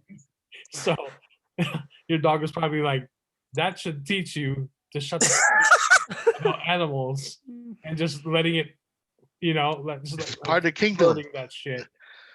Yeah, I get that. And that's why Donald Duck is a free bird. I mean, he's free birding it. Yeah, he's a commando, as they like to call it. Oh man. Oh boy. Alrighty. If you guys are still listening, you can follow us Yeah. at FMANDTB. On Facebook, just search Filmmaker Mike and the Boys. On Twitter, at FMANDTB Podcast. You can follow me on Instagram at Filmmaker Mike. Whenever we have new episodes or updates, we will share it on our socials, so it'll let you know.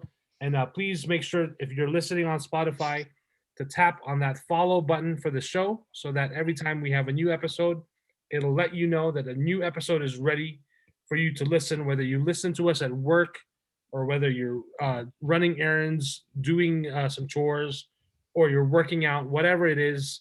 We do appreciate when you guys listen to the show. Shaving your balls. Yeah, there you go. Using Manscaped. Well, not yet. I'm just saying, And then also, if you have Apple Podcasts, if you write a review and rate us, we would appreciate it, because a review and a rating will help the algorithm and will hopefully allow other listeners, potential listeners, to check out the show. So I'm going to look at the rating right now. Are we still perfect? F. It's F. We have still have 7 ratings, 5 out of 5. Oh, So we're no absolutely reviews, perfect. though. Wait, No- we had 6 last time. Yeah. We got uno mas. Yep. Wow. Well, we're doing good work then. Woo! Yeah. So Yeah. we'll get our 8th rating in 3 years. We're gonna go down after tonight. Trust me, especially with the wrestling talk. And We're we'll, going. we'll get our 2nd review in 5 years. There you go. Hey, it's good. Something. I don't know. Oh my gosh. Hey, but we'll still be here. That's all that matters, right, everybody? We'll Yeah. still be here. If I survived what I survived this week, I'm definitely still being here. I am truly, truly blessed, and that's not because of the hat. I am blessed because I get to share one day with you guys. Like, just shooting shit and talking. Technically, it's Nonsense. 2 days, because we're now in a new day. Oh, yeah. a.m. 2 days. Oh God, he said a new day. Yes, it is. Okay, you be technical asshole. Wait, it's all right. No, I'm just telling you to appreciate that we share. Well, more I than mean, one day. it would have been like in a Sunday afternoon, but like, somebody had to celebrate their anniversary. and Well, shit. yeah, That's he's a Why that- couldn't you celebrate it yesterday? because today was our anniversary, the 21st. Celebrate it like early. That'd Oh be my awesome. gosh, dude, Yeah. his wife takes point, you dum dum. Gosh. Yeah. Jeez. So tell that to your wife next time. Hey, remember our anniversary? Let's celebrate it a week before or Yeah. 3 weeks later. She's all for it. That's what she said. Sure. Yeah. Sure. Yeah, huh? Hey, baby, I got the podcast with the boys tonight. You're gonna have to take a back seat, all right? We're gonna shoot the shit. Hell yeah. on anniversary. And then she'll be like, "Yeah, I'm happy." Yeah, Oh, sure. Yeah, sure. Nah. She's giving me the dirty look right now. So There you go. Yeah, see? I'm just Cut kidding. that shit, She's motherfucker. Nah, trying. Try she's it. already I'll she's already cut you. asleep. Like normally she'd be asleep after the one division. She's like, "Are you guys done?" It's like, "No, this is the second one." Oh, how many more hours? I don't know. I don't know how to tell you Your that. wife's tired of us. No, she Ra- just, she wants to put that Dave Chappelle wrap it up, fucking wrap wrap it that up, shit up. Wrap If that I'm- shit up. wrap it, man. wrap that shit up. If I'm being Uh. honest, my wife did that too. She like I come back on break. She's like, "Oh, you're done already?" I'm like, "No, that's the break." And she's like, "Damn it." I know. I Yeah. love your wife. I love your wife, man. Oh yeah, I did too, man. She cracks Especially me up. because she laughed at you getting kicked in the fucking nuts. That's great. Like, you deserve it. That's what you get. Oh, dude, yeah, she cracks me up. Yeah, but yeah, everybody go watch Invincible, the trailer. It's not for MCU fans because it's kind of violent. It's a little It's for the dark. boys fans. It's for people who actually are smart enough to understand that there's a difference between cartoon violence Oh yeah. and real violence. There is. He said, "Oh, This guy, man, just And if you can't articulate that, then you must be an MCU fanboy. And as we go out, please check out Tubi because Tubi needs all the support you can get, and they have a fantastic, Yeah.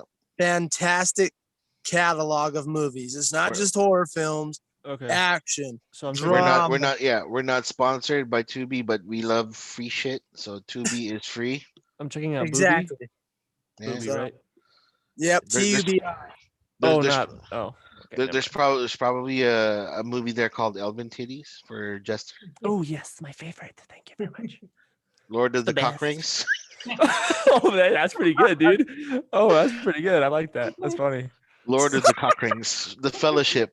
Hi. Hi, That my should be name the name of this Hi. episode. my name is Frodo. Hi. Oh, That should Frodo. definitely be the name of this episode, Lord of the Cock Ring. So And, on uh, that Oh note, Sam. I'm Oh And, Sam. multiple- Oh Sam. Oh You've been Sam. dropping. You've been Oh dropping the E. Sam. Oh Sam. Oh, Oh my God. Sam. You're as hard as lambda's bread. Oh gosh. Dude, Oh, what a Fandom rotten skill. bastard. oh my gosh. Oh my please. god. Oh my god. Uh, And on If that we note, if we name it that, it was gonna get kicked off the. we're gonna get kicked platform. off anyway. they're gonna Look be at like, what yeah, we've done. We're getting kicked off soon anyway. What does it matter? just do something clickbait. So then they're gonna be like, they're gonna try to listen to every second of our podcast. And they're like, what the fuck did he say? It's at the very end, suckers. Eat a dick, MCU fans. So they're just gonna skip forward. No, they can do whatever the hell they want, but like just You put know, like I'll put give like a commercial. Kuya and Mike that pass, and maybe Jester, but that Pinhead, he's got to go. He's canceled. He talked shit man. about John Cena, so fuck that guy. Jonathan Cena. He talks shit about my Jonathan Cena, my Space Wizards, and anything in between. He's got to go. My Harold Potter. Yeah, Yeah, Harold. You called him Harold. Oh, dude, everything we said. I mean, for crying out loud, we attacked every franchise. He just literally said "Lord of the Cock Rings" and then said that Frodo's hard as lamb bread. No. Sam is as hard as Sam is as hard as lamb spread because does- Sam is the pitcher, not the catcher in that Well, relationship. See, that's what I'm If I'm saying. not We've literally mistaken- slammed every franchise. If I remember correctly, when was it Frodo or Sam that takes lambda's bread? He literally breaks it off, so it's pretty stiff. Yeah, Yeah. it's pretty hard. It's Like stale, Sam. man. Hard as a rock. Yeah. Because they said like if you eat like a piece of it, like in the mythology of it, if you eat a piece of the bread, you're full for like the whole day. Oh, I thought Hell yeah. you Or have a some- hard on. I mean, Yeah, I you're know. full for the whole day because your dick's too hard, you know? What about second breakfast? What about lunchies? What about Fucking- second erection? That was probably one of my favorite scenes in Fellowship. When was it Mary? Mary was the one that was sassy with Aragorn about that, right? Like, it's time to move. Wait, we haven't finished breakfast yet. We have to go. So what does that mean if one of the ants eats Lummus bread? Because they're pretty much tree. I am no tree. Like, imagine one of them eating Lummus bread. If that's the true, like, They're they're gonna be getting petrified. really hard, you know. They're gonna be petrified wood. They are a little wooden, so they get a little woody. Did you guys ever see that YouTube video where those guys cut themselves in as like Frodo and Sam, and the scene where Boromir's like trying to steal the ring from Frodo? No, please link that to me. Okay, he's like in the scene. It was the best scene they did. He was like, "What are you gonna do, Boromir? It's a gift. Rape me?" And he's like, "And you'll is a beg for death before the end." And like he is starts a to back up gift. and I run. haven't linked that to me because I have Okay. not seen that, Jim. Okay, so funny. The Jack Black one was funny. Oh, from That's the debatable. MTV Movie Awards. Yeah, when he was talking, because he turned the ring into a cock ring, like literally. Yeah. And then like when they say, "Oh, what is that?" And then he showed it, it's like, "Well, there you go." And then like Boromir was like, "It is a gift." Then it's used it against him. Oh And gosh. then every time they tried to strike the ring, Frodo would get like tremors, like, oh.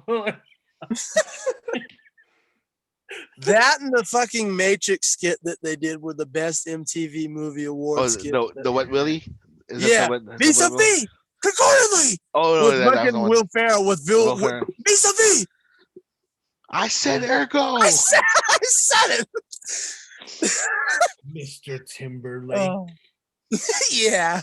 Who, by the way, if you're not familiar, he had to apologize for how he treated Britney Spears and Janet Uh-oh. Jackson because of that He Britney should. Spears documentary. Yeah. So Especially considering he got scot-free and Janet Jackson got kicked to the curb because he Right. ripped her tit out. That makes no sense to me. yeah. It seems like he and then when they broke up with Britney, when he broke up with Britney, he like was like washing his hands and he was like Yep. he was a cheater. It was like when you look back at it now, like holy shit, this guy knew how to, and the way like he would mention the breakup even like years after, like to publicize and to like profit off of that. Like damn, this guy. Suspects, you know? Suspects. Yep. You're a little sus, as the young folks like to say. Also, I didn't want to mention it, but I guess I got to mention it now. My boy Shia LaBeouf. Some stuff is happening. Some With stuff is going down. FKA Twigs or something Yes, man. for sexual assault.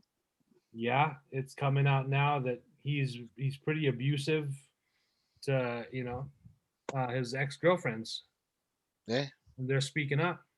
So, yeah, this one's. I guess we're. Those floodgates opened once Army Hammer admitted he's eating toes. So. Yeah. Like literally eating toast. No, It's Protein. No, that's what I mean. no. I like cannibal.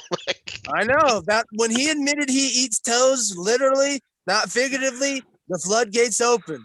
I mean, 'Cause- you could almost look at it like the continuation of the Me Too Did movement. we talk about the That's Army true. Hammer thing? No, we didn't talk about the Army Hammer thing, did we? No, we Uh, didn't. You know? It's not We fully did. fleshed out yet. We should probably wait. Yeah, we should wait. But you are right, Mike. This is the continuation of Me Too, because Yeah. Because only I hope this time that we actually get shit done, unlike the last time where we're just dispatching bodies. Instead of like getting rid of people because they got blamed, we want or like, evidence. jokes or some shit. We want Right, evidence. right. Like Yeah. you So know, like from complex.com, FKA Twigs details Shia LaBeouf's alleged abuse. It's a miracle I came out alive. Jesus Christ. He accused Shia LaBeouf of sexual battery, assault, and inflicting emotional distress. So during her relationship with LaBeouf, with whom she collaborated on the 2019 autobiographical drama Honey Boy, quote, he often would just start having an argument with me in the middle of the night and start accusing me of doing all sorts of things, like planning to leave him in my head. Twig said in a clip from the interview released on Wednesday, quote, he'd wake me up to tell me I was disgusting, that I was vile. So, yeah. Did she shit on his bed? Because Not that would be disgusting and vile. Not that I can tell, but Because Amber Heard did that shit and she got away scot free. So, well, speaking of which, ah, there was a Forbes. So this was a Forbes post I truly hope it's true. regarding not Amber Heard, but regarding Emilia Clarke. Oh, And so with this one, in it basically it was just telling, it was just saying that Emilia Clarke sold her house in LA for 44 million. No word if Brad Pitt was the one who bought it, because if you got, I don't know if you guys remember, Game of Thrones was still on the air. This was before the final season. mhm. There was an auction to watch an episode of Game of Thrones with Emilia Clarke, Mhm. and one of the top bidders was Brad Pitt, because he was like, "I want me some of that Daenerys." I bet he And does. I think she rejected him. I think she rejected him too. When he bid for her? Something like that. Yeah. I thought you went out with him. Or I think he lost the bid. I can't remember exactly. Yeah. But continue on. Yes. So I'm looking. I know I shared it. Okay. So here. So this is from Forbes.com. Game of Thrones actress Emilia Clarke sells Venice, California home for $4.4 million. Oh, This was posted December 31st, 2020. Okay. So along with this article, there was an interesting quote in the article, and someone took a screenshot of it. And so I saved that screenshot, and it said this about Emilia Clarke. Her badass Thrones role catapulted her to A-list status, leading to other physically demanding film roles as young Sarah Connor in Terminator Genesis and Kira in Solo: A Star Wars Story. She also signed on to replace Amber Heard as Mira in Aquaman 2. Daenerys, Kira, Mira, even her full name, Emilia Isobel Euphemia Rose Clarke, is a chore. And then with that article, it was making the rounds yesterday on social media, and then for some reason that part of in the article disappeared. It got edited out. It seems like it got edited out. Dang. So whether or not they know something. Oh yeah. So here it says they edited the part out of Aquaman, of her being in Aquaman 2. It just says here her badass Thrones role catapulted her to A-list status, starring in other physically demanding film roles as Sarah Connor in Terminator Genesis and Kira in Solo: A Star Wars Story. And it skips the Aquaman 2 bit. It's gone. It's gone. From Forbes.com.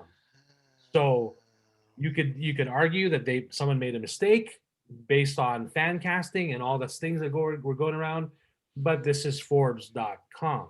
exactly. Maybe they shouldn't have been saying shit they were saying. Exactly. But I've never seen her name as a fan cast though. Have you guys? It came around. It was going around. It went around, yeah. It went Yeah, I around? saw it. Yeah, There were some Photoshop. she may have been on the short list, but she was in the fan cast. So Yeah. If that is true, then that chemistry with him with her and Jason Momoa is going to be amazing. because that was my favorite. That was the two of my favorite characters for the first season was Khal Drogo and Khaleesi. Mm-hmm. It was fantastic. Because like It was what did Khal Drogo call her? Like moon, like the moon of my whatever, moon of my moon of my My world or wild something. stallion or something like that, probably. No, that's what she called Jason. That's right. Well, I mean, he rode her like a stallion. Like, my goodness. Oh hey, I would have too. I would be like. That's my sugar mama right there. You know? And then I found out like when I read the book that like she was actually around 13 or 14 when She was 12. or 12, was it 12 when Khal Drogo did that? I'm like, Yep. thank goodness they rehashed that in the book or in the movie or in the TV show, and she was actually of age. Well, I mean, but It's the she's same still being reason why, raped. Yeah, and it's the same reason why they didn't have the orgy scene from It in the movie. So yeah, Yeah. I gotcha. we can't go down that road. Yeah, but yeah. Yeah. But like, I hope that the casting is true. I mean, I hope like they announce it like Zack Snyder be like, oh, by the way, my good friend and fellow director James Wan has some news for you guys. I don't think Snyder would do that to Amber Heard because he's worked with her. I think if anything, James Wan will do that, but Snyder won't do that to Amber Heard because she was part of those reshoots as well for the Snyder cut. That is true. Maybe she'll poop in his bed then. Hey, maybe the reshoots it wasn't Amber Heard, it was actually Emilia Clarke. I mean, that would that- blow my That would mind be because awesome. the fact that nothing leaked and everything like that, like, well, Hey, I at this point, like even if like fucking Pennywise the clown shows up in Zack Snyder's Justice League, I'm all for it. I mean, like, hey, yep, that's a good Joker right there, Pennywise, amazing. So yeah. well, we live in a society. Yeah. that is so meta. Like fucking Zack Snyder, like he used the meme against the people who wanted to use that meme against them. Yep. Fucking that's a director. Just But he doesn't know cinema. He doesn't know films. I mean, yeah, or just like how to Ryan Johnson. capture Ryan Johnson didn't know jack shit about cinema. So light. just saying.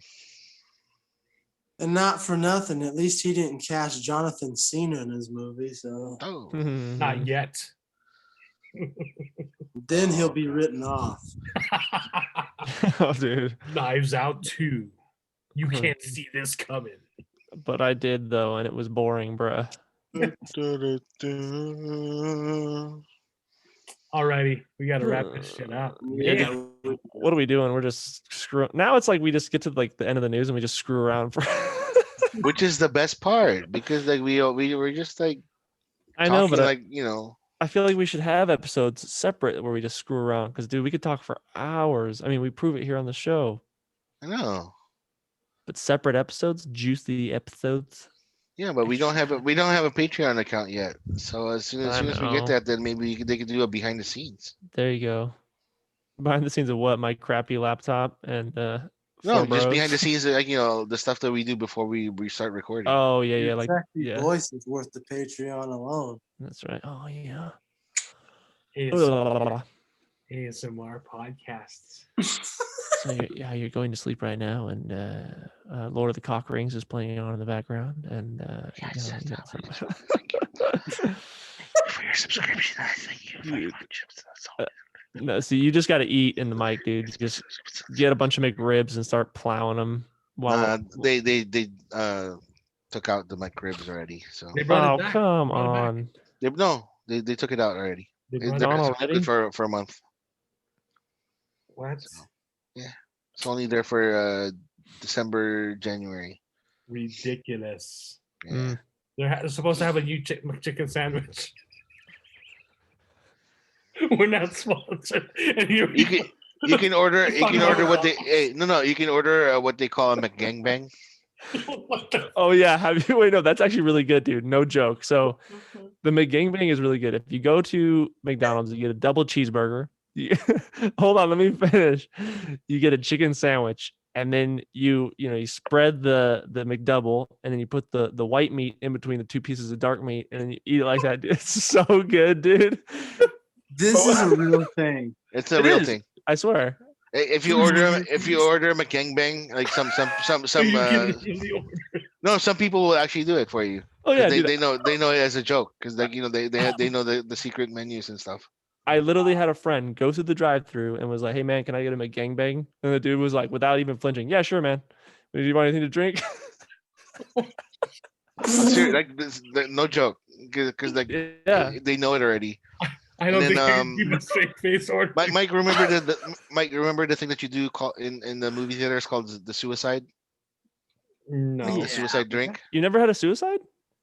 no. You've done that, right? Really? Oh my goodness. Suicides I'm are not taste awesome. like some other people mixing So- shit. Yeah. Yeah, so you literally mix every drink on the fountain drink, Ugh, and it's called it's good. It's so called a suicide. uncivilized. Oh, and speaking of McDonald's drinks, they're bringing back High C Orange. Fuck yeah, Yeah. orange lava burst, baby. Can I get Yeah. a high C You know why orange? they're bringing it back? Because all the fans requested it back. Because the Snyder cut. Yeah, So, fuck yeah, the fucking- Snyder cut. I wonder if we requested to have the McGangbang on the menu if they put it up there.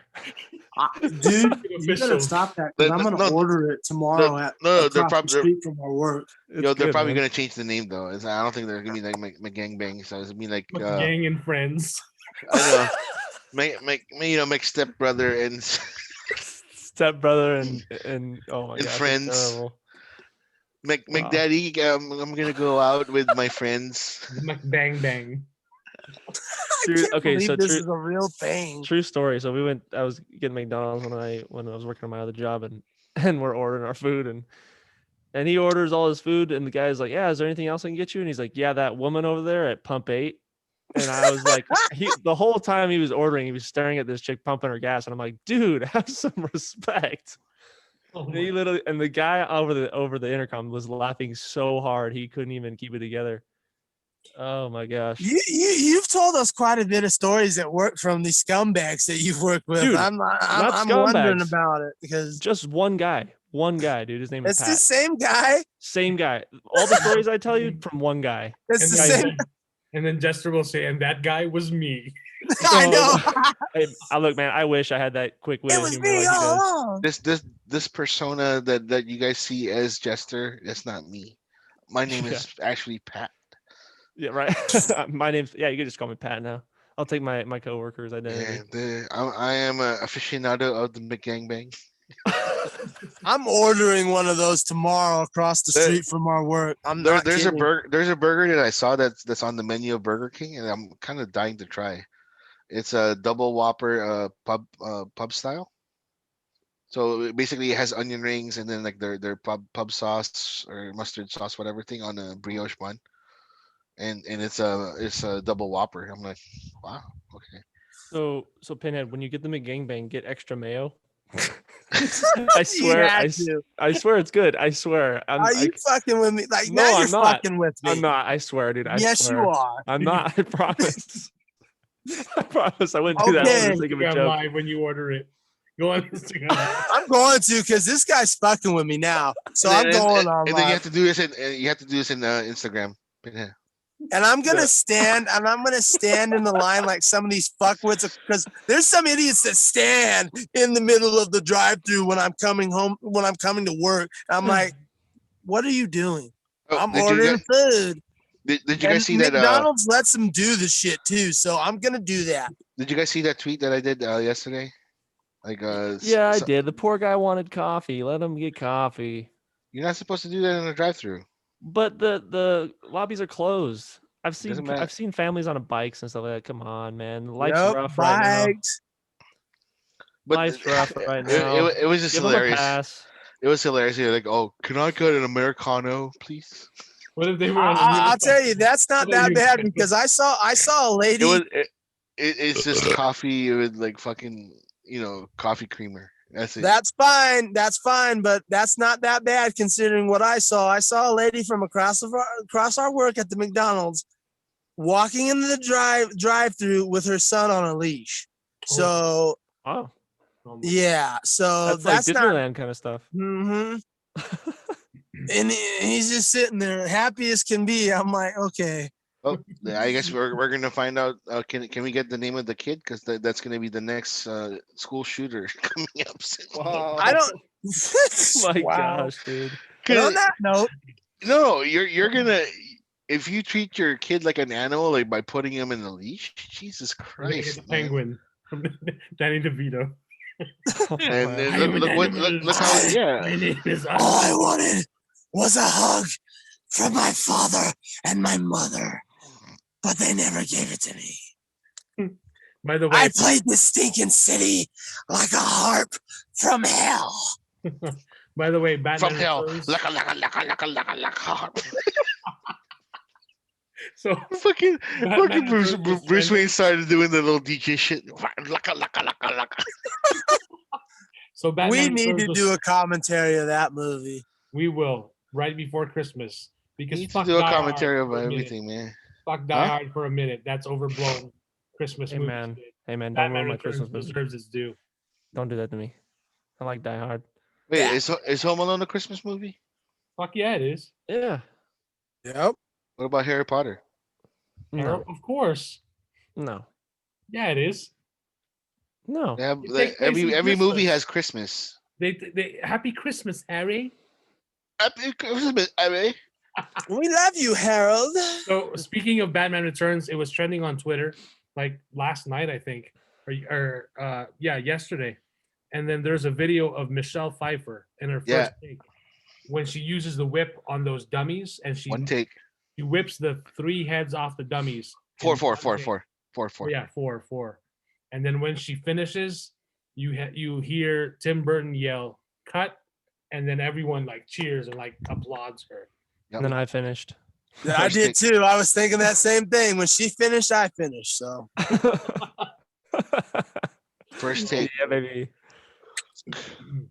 great minds think alike. Woo! But Meow. so I know we're wrapping it up, but for real though, Pinhead, get him a gangbang. They're really good. They do taste really good. You keep doing this, I'm gonna put this on my Instagram live ordering this shit, and I'm gonna Yeah, and walk in. And then Hey, you ban for Can I get a McGangbang with extra mayo?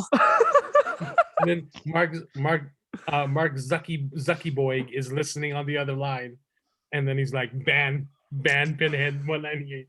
Right. I'm tired of this Pinhead 198. He's gone through enough. Get him the fuck out. You only ordered one sandwich. Zuckerberg got McMad. Why don't you go eat my nuts? Oh, don't be a McAsshole. Lick my McNuggets, bitch. Hey, speaking of those Happy Meals with the Pokemon cards, limit Oh, of God. 15. You can get 15 at one time. Dang. I've Hell seen like grown men fucking buy that, and I was just like, And Just they're joke- singing, I will be the very best that no one ever was. As they're like Ding, ding, clotheslining little kids and uppercutting grandmas, just trying to get their Happy Meals first. So- It's brutal. Fatality. So the next thing for Pokemon cards is the cereal aisle, because I just got me a box of Cinnamon Toast Crunch with 3 Pokemon cards in it, 1 holographic Pikachu in there. Wow. Hell yeah. You can get 1 like rare card, and you know they're gonna there's gonna be these guys getting all these cereal boxes. Ripping him. Crazy. I want Where's my the Mewtwo. Pikachu? I want the Hey, you know, Mewtwo. it's crazy because when you get that rare card, they get them graded, and that value that goes way up, shoots way up, and they flip it, sell it. Yeah, Crazy. there's only one Pokemon that I like because the Pokemon reminds me of me. Squirtle? Mewtwo. No, like fucking Snorlax. Come on. You didn't like Squirtle? You're totally No. Squirtle. Do I, do I look like a fucking turtle to you? I said Fucking- Squirtle. You're just a squirter. A squirting turtle. I'm more of a Snorlax guy. So like I would have Like- went more with Mewtwo or Charmander, you know? because I'd be like I don't give a fuck. I just want to sleep, and then nobody can move me. You're And a I'm like, Jigglypuff. ugh. pff. Now I want to watch Oh. Pokemon. I wanna be. How are we still talking right now? This is like, who's listening to this crap? Oh, Nobody. Cool. We got 3 hours and 30 minutes of the podcast. Yeah, We gotta be wrapping Doesn't it up now, matter. right? We're Dude, going for the Guinness Book of Yo, World Records. We're imagine going if we for had, four. imagine if we had like a Twitch stream. Jeez. Dude. Oh, we Yeah. would have got Das Boot Oh yeah, weeks ago. long time Nah. ago. This is Weeks so censored over ago there. with Twitch. No. It Did you, is. so No, before we no. really go, did you see how Twitch DMCA'd themselves? Yeah. Yeah. Of course. You know, with Metallica. Yeah. So they would have booted us months ago. Oh, dude, we would have gotten so long gone. Nah. for sure. Really, Twitch is that you know, strict? I'd be doing this. Yeah, and you banned. That Titties would have on worked on your stream. OnlyFans, not on Twitch. No, man. Like Oh. if it fucking works on like gamer girl titties, you know. But So are they that make money. strict? Yeah, that they are. strict on Twitch? Yeah. So the things Yeah. like they're okay with language, Yeah. but the things that we discuss on here sometimes Uh-huh. would probably get us booted. Yeah, we would like, be like, perma-banned. like the race, you know, like the politics and all that Oh, stuff. okay. There's Yeah, the Gina Carano conversation alone would have got us perma-banned from Twitch. But here is the thing: they are picky with who they ban based off like whoever decides to ban you. So you could get away with a bunch of crap because whoever's supposed to be viewing you doesn't care, and then somebody else comes in and goes, "Oh, that was stupid," and they ban you. So Yep. it's Right. really immature over there. you know, if people get offended, like, you know, like basically me saying that the Last Jedi is top tier Star Wars movie would get us perma-banned. Well, see, that's the thing though with the No, podcast. seriously. No, I know. seriously. But the That's- thing that I'm saying about the podcast is that we could put it up there to get us like just to get us out there even more. And then if we Yeah. get banned, who cares? We're on here. Yeah. Who cares? It was just funny because like I just want to Yeah, be like it's- I just want to be live and be like, oh, like, fuck, and then we'll get like 50 followers, we get affiliated, Yeah. and then people can dono and all that stuff. And They then, follow us over to Spotify and Apple Podcasts, and who cares about Twitch? And so if Well, we- the only way you can't get banned from Twitch is if your name's Alinity or Ninja. Pretty Ninja- much. Then you'll be free of you'll be beyond reproach. no, Ninja so- Ninja left them. He's at Facebook anyway. I know, Yeah. but that what I'm saying is those type of names don't get banned, no matter Right. what they say. They make too much money. He Exactly, got, they make that conglomerate way too much money, which not for nothing. We know who owns that fucking. he curved that So- that mixer fucking place, like, you know. Yeah, That's irrelevant. What I'm talking about is his name. His name is still synonymous with gaming. Yeah. He's the ultimate con artist because he got that mixer deal, and guess what? He landed on his feet because now he's already got a new deal. So right. Actually, that's his wife, by the way, doing that, not him. Yeah, it's very Exactly, so- it's very and slick. that's a- It's very slick of what she did. She's kind of smart, you know, about She's it. very smart. Yeah, she's been his manager this whole time, and she's been doing a great job. wow, He's just a talent. So Yeah. fascinating. So if we were to get a Twitch and then we got banned, then we could just recreate another profile, and instead of Filmmaker Mike and the boys, it would be Filmmaker Mike and the girls or something. The bullies, actually. Filmmaker Mike and the bullies. and we talk about waifu. That's more you know, fucking- appropriate. fucking pew But pew I mean, pew pew. dude, everyone would just follow us over because we get banned. People would just follow us over because they like the drama. Yeah. Right. That's what's That's the silly whole about it. thing. Like, if, for example, if somebody comes in and starts saying, "Oh, you guys fucking suck," and then you just go off on them, that notoriety alone would get you more people to view because you're actually blowing up on somebody or on something. Right. Right. Like But like for example, if we talk about John Cena and then Pinhead just starts ranting about Right. John Cena and wrestling, like I swear to God, there's probably gonna be like 100, 200 people in the room saying, "What the fuck are you talking about? John Cena's the best." Yep, Or the complete opposite. We're gonna say, "I agree with Pinhead. John Cena sucks balls." yep. And It's, then- there's no and then- shades of and then gray. you're gonna- It'll either be one or the other. Yep. And then you're gonna get like the little banter, and then you whatever. We could give it a shot. I don't really care. Because Yeah, that would be I've been curious about Twitch too. So fucking funny. Just like 3 hours of us just shooting shit, talking about nonsense. We don't even have to do the format that we do about like, you Right. know, Just talking. we That would just be a good talk. way to get started. Yeah. Just being on there. For 3 Although hours. to make it really work, we would have to 100% make sure that our tagline was under just chatting, because if we didn't, we will get DOS boot for that too. Yeah, exactly. Yeah. So but that's no problem. Interesting. Yeah, they don't fuck around at Twitch. So Yeah. I mean, we- they do or- and they don't. It just depends. or they we do put it if into you're, like I said, if your name's Alinity, you get a hall pass. yeah, you can fucking feed poison your cat in live Exactly, stream by you know? feeding it vodka. Well, I mean, I think she was banging one of the not developers, but the Twitch One of the main guys. guys, right? Yeah, at a party. Yep. But that's just a rumor. I don't know if that's true or not. Well, Well, it doesn't matter. The facts are the facts. She's gotten away with a lot of shit that most of us don't.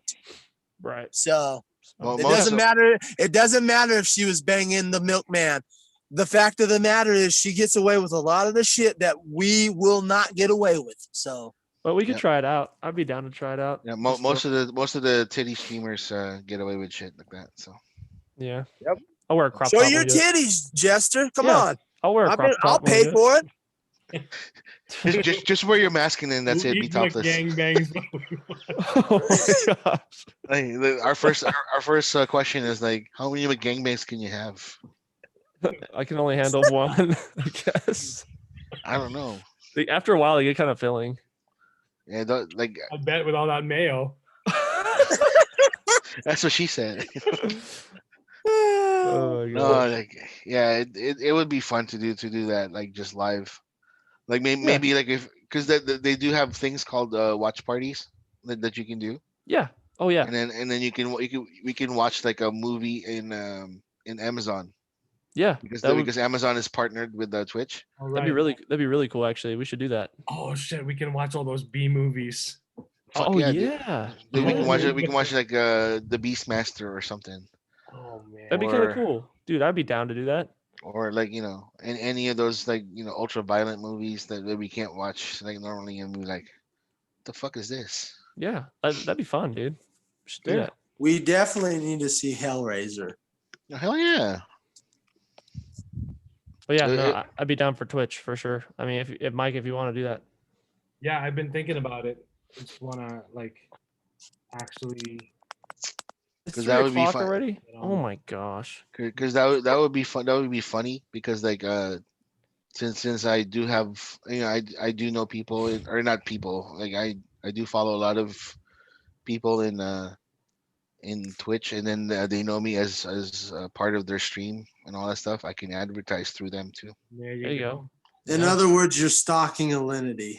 No, fucking like ew. There's a lot prettier girls in Switch, man. Is she Billie Eilish underage? No, No, She- she's she- not. she's like what 22, 23, I think she's she looks like- 24. I think she's 24. yeah, and then she looks like she's like 48. A senior citizen. She looks like an aunt.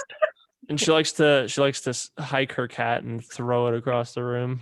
Oh god. Yeah. Oh, by the way, coming to America, March 5th. Oh Uh, God, no. Leaving America March 4th. The original Coming to America is on Amazon. So. Yes, it is. Oh. True Lies. True Lies. is- That was funny. That's the one to Tropic watch, Thunder. my guy. Tropic Thunder is on Amazon Prime. Oh, dude, we should do a watch party of that on Twitch. Oh my gosh, that'd be What do funny. you mean, you people? I don't have Amazon Prime anymore, so Oh. There's True Well- Lies, King of the Arcades, The Last Action. The Heroes. people versus George Lucas. We can watch that all together. Mm. Ooh, I heard haven't seen that. Mortal. I heard Mortal is good Yeah, on Amazon Prime. Mortal is like it's like a indie flick that's like about mutants or did people you with watch superpowers. TC 2000 yet? No, not yet. It's free on YouTube, by the way. I'll go watch it on I'll go watch it like probably tomorrow. Dude, or that would be something. cool. We should do a watch party on Twitch, and then if anybody's watching us, we just tell them, hey, we're gonna do the podcast, and then you can watch it live and blah blah blah blah, or Like something like the that. Beastmaster. So Hell Shanghai yeah. That'd be kind of cool. Noon. Oh, Shanghai Noon, so good, so funny. so Nemesis. racist, man. Fucking RoboCop 2 and RoboCop. Hell yeah. There you go. Yeah, let's watch those too. That'd be awesome. No RoboCop 3. Fuck that shit. Look at Mike. Well, we can watch RoboCop 3. I want my jetpack RoboCop. We As watch all the long as it's RoboCops, not dude. that fucking remake. Oh, I like that one too. I fucking hate that movie. I liked it too, man. I Dude, love like- RoboCop 3. I fucking hate that remake. It was fun, Yeah. but Johnny Mnemonic. Mm. Hell yeah. With Jesus Lundgren. I'm gonna Nice. get you, sucker. Yeah, that's a good one. The Running Oh. Man. Oh, oh yes, I've did we not talk seen about? We didn't talk about that, huh? I haven't seen that one. That somebody's gonna Edgar do. Wright. Yeah, No. Which one? Edgar Wright gonna do a remake of The Running Man Oh yeah, yeah, yeah. Well, it's a retelling or because, is it retelling? because he's actually going full blown to the book. Okay. Which the Running Man movie did not do. So Okay, he's going full blown, like not doing a remake of the movie. He's telling the book story, so which I absolutely love. good, Brick perfect then. is on there. Because he's What is- emphasizing that he's like, it's not a remake, it's a retelling of the actual book. what's on there, Poppy? Brick by Ryan Johnson. Oh, we can pass on that one. That's cool. Brick is there, and so is Knives Out. Oh, that's two we can pass. That's cool. Space Adventure Cobra. Nice. What? 1995 animated film, sci-fi. Cobra, a famous space pirate with a psycho gun hidden in his left arm, supposed dead for 2 years, is back in action. He falls for bounty huntress Jane Flower, whom crime lord Necron wants dead, and tries to help her save the world. Fucking Necron. If we're doing that, we need to react to Ninja 3 The Domination. And that's on him. Dude, there's so many animated, like, anime films here. Holy shit. It's pretty impressive. Yeah. There's a Well- documentary on Wu-Tang Clan of Mics and Men. Or it's a series. Oh, that's right. If people have listened this far, I'm proud of you guys. I really am. So What is am I. this? So am I. I'm surprised we haven't wrapped it up. Yeah. Last one, Blade of the Immortal. Yep, I've seen that one. Amazing. Amazing. It looks freaking cool. Oh my gosh, it's so amazing. It's amazing. It's very violent. What about Doll Man? It looks like Galma is violent. Underworld Unrated Edition is the on there. Ooh. Star Trek Beyond. Hey, I liked that. That was good. We should watch that together, actually. Nas has a documentary or a series. Documentary. Jeez. The Town is on there. Oh, that's a good one. It's a good I like movie. that. It's a good movie that Batman and Hawkeye were in, you know. Yeah. The Prestige. Oh, that's a great movie. I haven't seen Creed 2. I need to see Creed 2. I haven't seen that one. Oh, Creed 2 is really good. It's not as good as the first one, but the second one is really good. Yeah. Alrighty. Well, we got to wrap this up. Goodness. How'd we? Dude, I have no how'd we end idea. up here? Dude, like This is we the ran shit, more yeah. than Kevin Smith when he starts talking about Star Wars. Yeah, like when Kevin Smith talks about Star Wars, he starts ranting like for 45 Yeah, minutes. but he's talking about Star Wars. We're talking about gangbangs and Twitch. No, but and, he's like- ranting about random stuff. Like the Oh, thing okay. because he starts talking about, hey, remember you that one guys time brought in up the McGangbang, so nothing wrong with the McGangbang. It's pretty good. It's yummy. Yeah. how much is the McGangbang, by the way, as we go out? So it's a chicken sandwich and a McDouble. It's on the two. It's on the 2 for $3. It's probably gonna be $3 plus Yeah, tax. it'll be maybe. that with a drink. So That's it's pretty the cheap. cheapest thing. And 69 cents. Just ask him to round up to that, and I'm sure he'd do it. Keep the tip, and then I'll give you the rest afterwards. Oh boy. Oh, dude, so dumb. Oh, man. Well, alrighty. If Okay, anyone's still listening. we're sorry. Or you can order like 50 chicken nuggets and then a Diet Coke. I mean, that's healthier, Fuck right? Diet Coke. Really? Fuck Diet Coke. The other day. No, Why- because I'm I trying was to at lose McDonald's weight. the other day, and the lady was like, Diet Coke. I'm like, no. I ordered real Coke. Don't give me none of that shit. If I'm gonna go all out at McDonald's, why on earth would you think I'm gonna go diet? Like, Th- well, th- this I'll is just cut back this time. this is Mike's order when it comes to soda. Can I get Coca-Cola, please? No ice. Light ice. Yeah, Light. it's You always wait, light you ice. put light ice now? Yeah. You were no ice before. No. When was that? Like when you order like McDonald's before. Oh, was I? I don't even Dude. Yeah. remember that. I'm sorry, Mike's a smart man. You always order light ice because if you don't, they fudge pack the crap out of the ice in the cup and you get like a smidge of soda. Like, what is that? That's Yeah. how I like it. We ate lunch at Hong Kong Diner. I ordered a Coke. They give me the can. They give me a glass, and they fill up the glass with ice. So I dumped half of that cup of ice in my water. I'm like, Yeah. "What the fuck, dude? You're watering my shit down." I miss Hong Kong diner. God, Oh, shrimp shrimp and eggs over rice. Oh my God. mm-mm-mm. And then the salty spicy pork chop. Oh, dude, out. We talk about food now. We should wrap up this I'm show. getting hungry now. Oh, they're still open too. Oh, Oh, yeah, at 3:30 in the morning. You guys are that's the jerks. that's Because we don't have shit like that in here. shit. When Kuya comes here, oh man, shit, we gotta. We should do that. We should all go. Dude, we're just gonna go to go to Peppermill, go to the coffee shop and order steak and eggs it's like going out of style. Hell yeah. Let's. Oh, dude, sign me up. That sounds like Me a blast. too. Yep. Just imagine our energy together, dude. It'd be dangerous, man. It Exactly. wouldn't.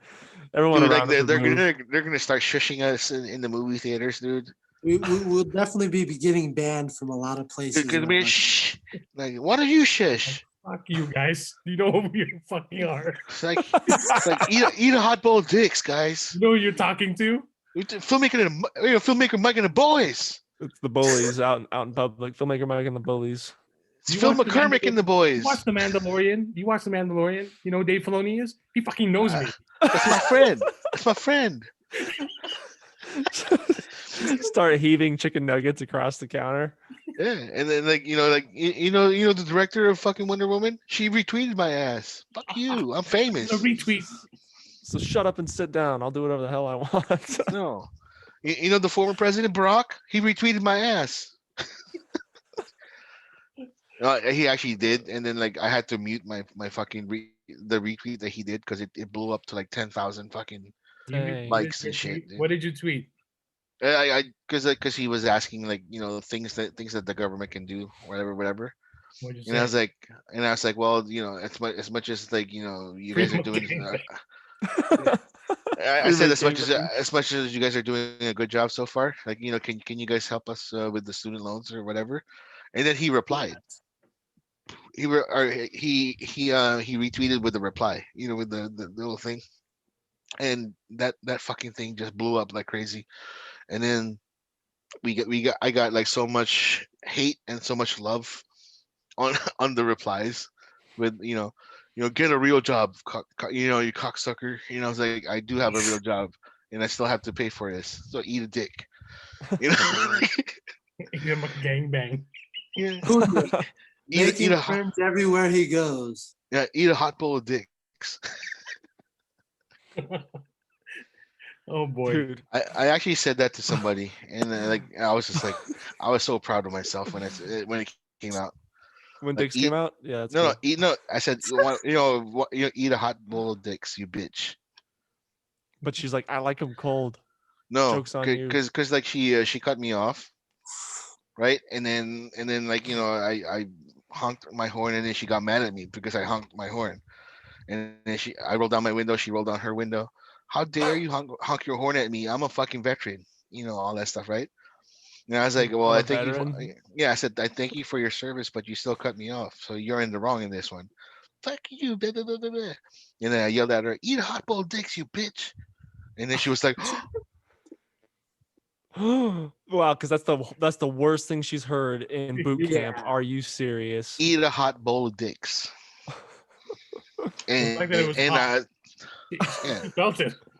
I was just like, and she probably like had to picture it like fucking hot. Did it bowl burn of your dicks. little lips? Is that the Hot bowl problem? Am I supposed to like it or? That's like, why I'm she just- gasped because the hot bowl like really Yeah, hot bowl of dicks. burned her lips. Oh my gosh, dude. What are we doing? All right, we're wrapping this. We're gonna up. wrap this up. Alrighty, thank you guys for listening. You can Yeah, follow man. the socials. I'm sorry. Have Good fun night, with this guys. hot bowl of shooting the shit. All right. Oh, See ya. Bye. Ridiculous, man. Seriously.